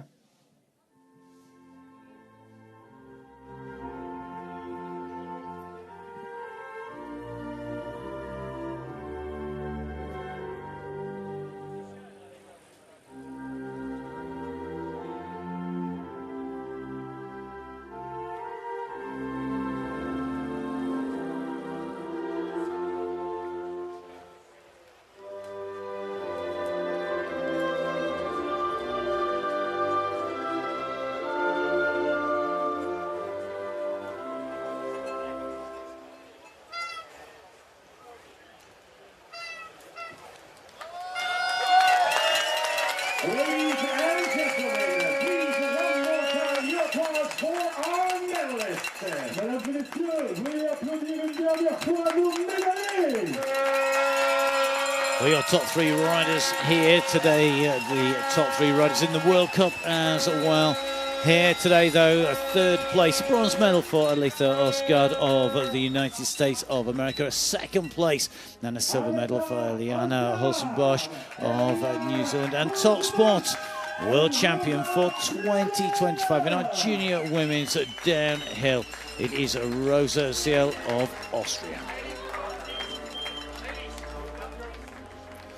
Well, time for our riders, along with their medals, their trophies, the Tissot watch, all making their way to the front of the stage, ready for the pictures, just part of their duties as medalists here at the 2025 World Championships. The women's downhill junior was a phenomenal race, as expected, with some very tight competition. We had some split times that maybe shook things up at the end. Rosa Ziel after the fastest qualifying coming through. Andrew, we watched that racing unfold before us. The top three taking the top three spots doesn't maybe tell the story of the race being so close. No, it certainly doesn't, but it's no surprise, right? The experience they've been gaining at the World Cup circuit is amazing. Many of them are first-year juniors as well, which we'll see them again next year at the World Champs. So just unbelievable to see just the pure bike handling skills that they've developed at this young age to throw themselves down this track. And United States of America, you know, the founding fathers of mountain biking in Marion County, you know, we're a long way from where we started downhill. You know, way back in the day, before even you and me were riding bikes. That's a long time ago. They would be proud to see this. No, they certainly will. And I almost feel that it moved over to Europe as the home is downhill, you know, and the Sport du Soleil region, and where every top rider has probably come and practiced and raced. And then now America again has got some incredible riders, great talent. So it's really cool to see, you know, a lot of people racing domestically in America, that side, and then coming over to the World Champs. We see them a little bit more at the World Cups together, but some of them don't race each other unless they come to the World Champs. And that final fusion, almost of old world and new, coming together very much is what makes the World Championship so special. As you can see, the World Championship jersey being signed here by our world champion, the first of the signatures on those jerseys, and that's all part of the duties across all of the disciplines covered by the UCI, the Union Cycliste Internationale, which is the governing body for cycle sport across the globe, and of course looking after the world champions on our world championships. And I'm not sure that's going to be the last of the times we see this signature on a world champions jersey.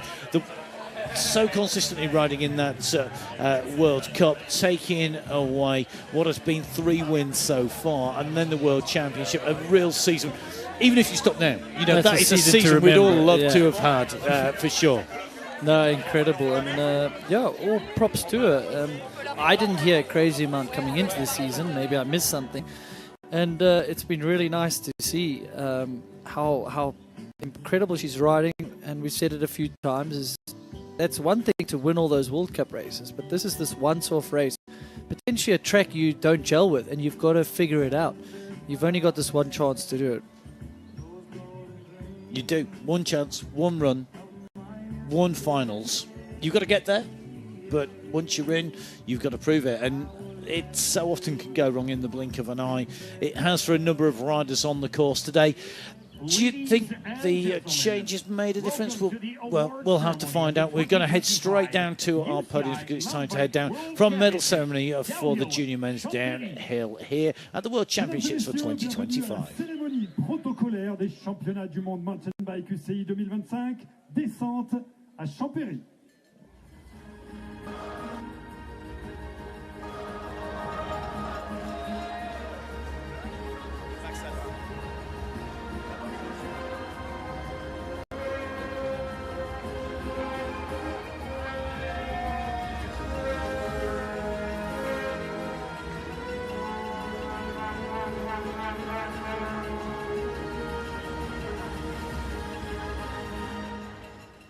Award ceremony. ceremony of the 2025 UCI Mountain Bike World Championships Men Junior Downhill. Cérémonie protocolaire des championnats du monde Mountain Bike UCI 2025 descente junior homme. The medals and jersey will be presented by Monsieur Thierry Maréchal, President of the UCI Mountain Bike Commission. Les médailles et le maillot seront remis par Monsieur Thierry Maréchal, président de la commission Mountain Bike UCI. In third place and winner of the bronze medal representing France. À la troisième place, vainqueur de la médaille de bronze représentant la France, Thierry.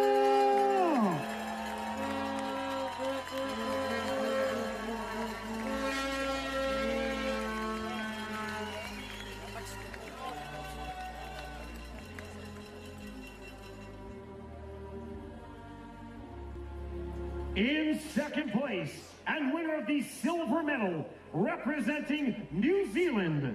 À la deuxième place et vainqueur de la médaille d'argent représentant la Nouvelle-Zélande, Tyler Waite.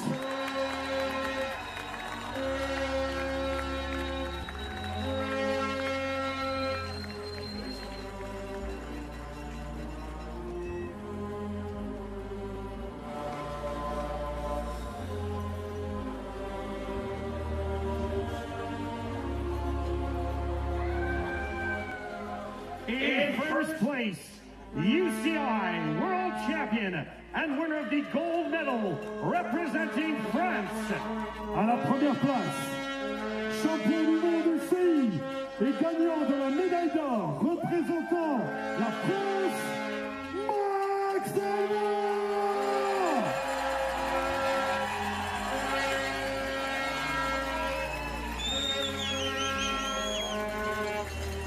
So Max Aaron gets to pull on that iconic jersey presented across the disciplines, the rainbow bands on the arms, on the neck and right across the chest, which he pointed to as he came to the end of his run and came in through the line into the arena. That gold medal hung around his neck and the handshakes he takes to the top step of the podium as world champion in our junior men's downhill for 2025. Max Aaron of France taking top spot ahead of Tyler Waite, taking the silver medal in second place, and that bronze medal going to Max's brother Till Aaron in third. A bittersweet moment, I'm sure, for Till, who was looking to be one of the top two along with his brother.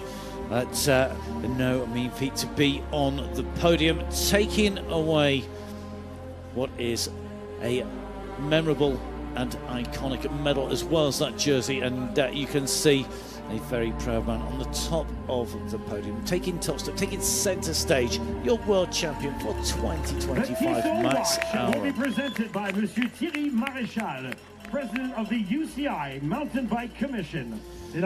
So one further presentation from Tissot, a moment to remember in time, a historic moment, and that timepiece presented to Max Aaron. Only our winner gets that, and I'm sure he will treasure that for a long time to come. UCI World Champion, we present the national anthem of France. Mesdames et messieurs, en l'honneur de notre nouveau champion du monde UCI, nous vous présentons l'hymne national de la France.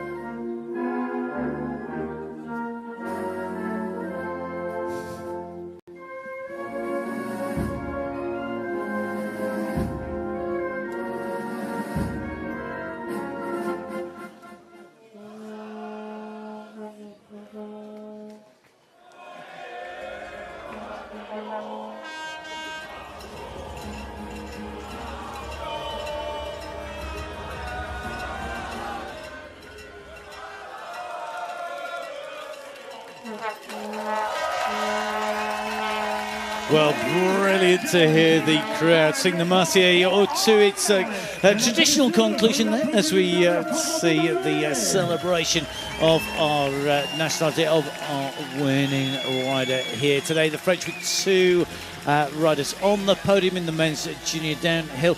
Andrew, amazing riding, great racing, and three very strong riders on the podium. And in some degree, no surprises there, but probably Tyler Waite, the biggest of those in a sense, in that he really did challenge him, was pushing for that race win, managed to separate the Alron brothers in the end. Yeah, he did. It was obviously something the Alron brothers would have dreamed of, to go 1-2, but 1 and 3 is not a bad second prize for them. And Tyler Waite, I mean, it's no surprise. He's second in the World Cup Series. It's some incredible results. So to drop last was great. To turn around a bad quali was even better for him. But Max Alron, I mean, he's almost 3 seconds up. That was just one of the best runs I've seen. I know we expected it to happen. I know we've been told about his skill. We've seen it in Leger. But to witness it on a track like this was cool. And totally different conditions from Leger that we saw, even though we're pretty much only over the mountain from Leger. A great ride from Till Alron. Some sections just untouchable on, but not to be a gold medal or a silver medal, a bronze medal. It's one of those things he's going to reflect on. A silver medal, though, for Tyler Waite, taking away that second place in the unenviable position of coming down as a last run. But no challenging the man who took away the title. As you say, that time gap at the end, just shy of 3 seconds from Max Alron to that second place. And Alron really, you know, he's set himself up now. That means he's surely now going to be rolling and has secured his position within the pro ranks in the future just by winning the World Championship. Yeah. No, just about it. Yeah, he didn't just win it. He absolutely dominated it, to be fair. This day and age, 3 seconds is quite a big gap on the course conditions that were fair for everyone, you know. It wasn't like Leger where it was really inconsistent. So, yeah, really good to see. He did a lot of his damage in that first sector. I think Till, that's somewhere where if he went back to the drawing board, he'd look at how fast and aggressive he started, because he was able to make time up as the run went. But also when you qualify fastest, even by a small margin, it's really like tough to know how hard to push. Max, you know, in the back of his head knows he was second, so he needs to push. And that's he often, then did that. That's often what happens when you qualify fastest. It's quite tough to back it up. Yeah, you don't know whether that's enough or how much more to go, how much more you need. Well, today this man had everything he needed and more. That 3 second gap enough to take away the title. And there with the pen and those iconic rainbow jerseys. One of many awarded across all of the different specialities of mountain biking here in Valais, in the Canton of Valais in Switzerland, home of the Mountain Bike World Championships for 2025. An absolute pleasure putting words to the action here. Don't forget to join Andrew and myself for the action tomorrow. We've got the Women's Elite and the Men's Elite downhill coming up in this fantastic venue. We're really looking forward to that. I hope you will join us for that, and join us, of course, across all of the mountain biking coming from Valais in Switzerland. But from me and from Andrew, enjoy your riding. We're going to go find, I think, some coffee potentially, and watch the elite riders getting ready and practicing for the downhill tomorrow. Until then, we'll see you soon. Goodbye.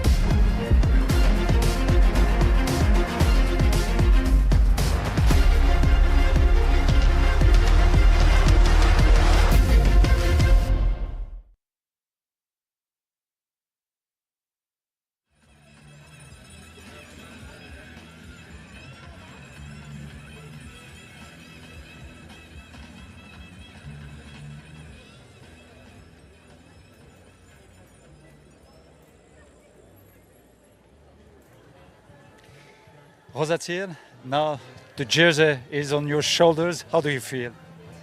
It's amazing. So crazy to race next year in this jersey and the last 3 World Cups. Yeah, it's just amazing.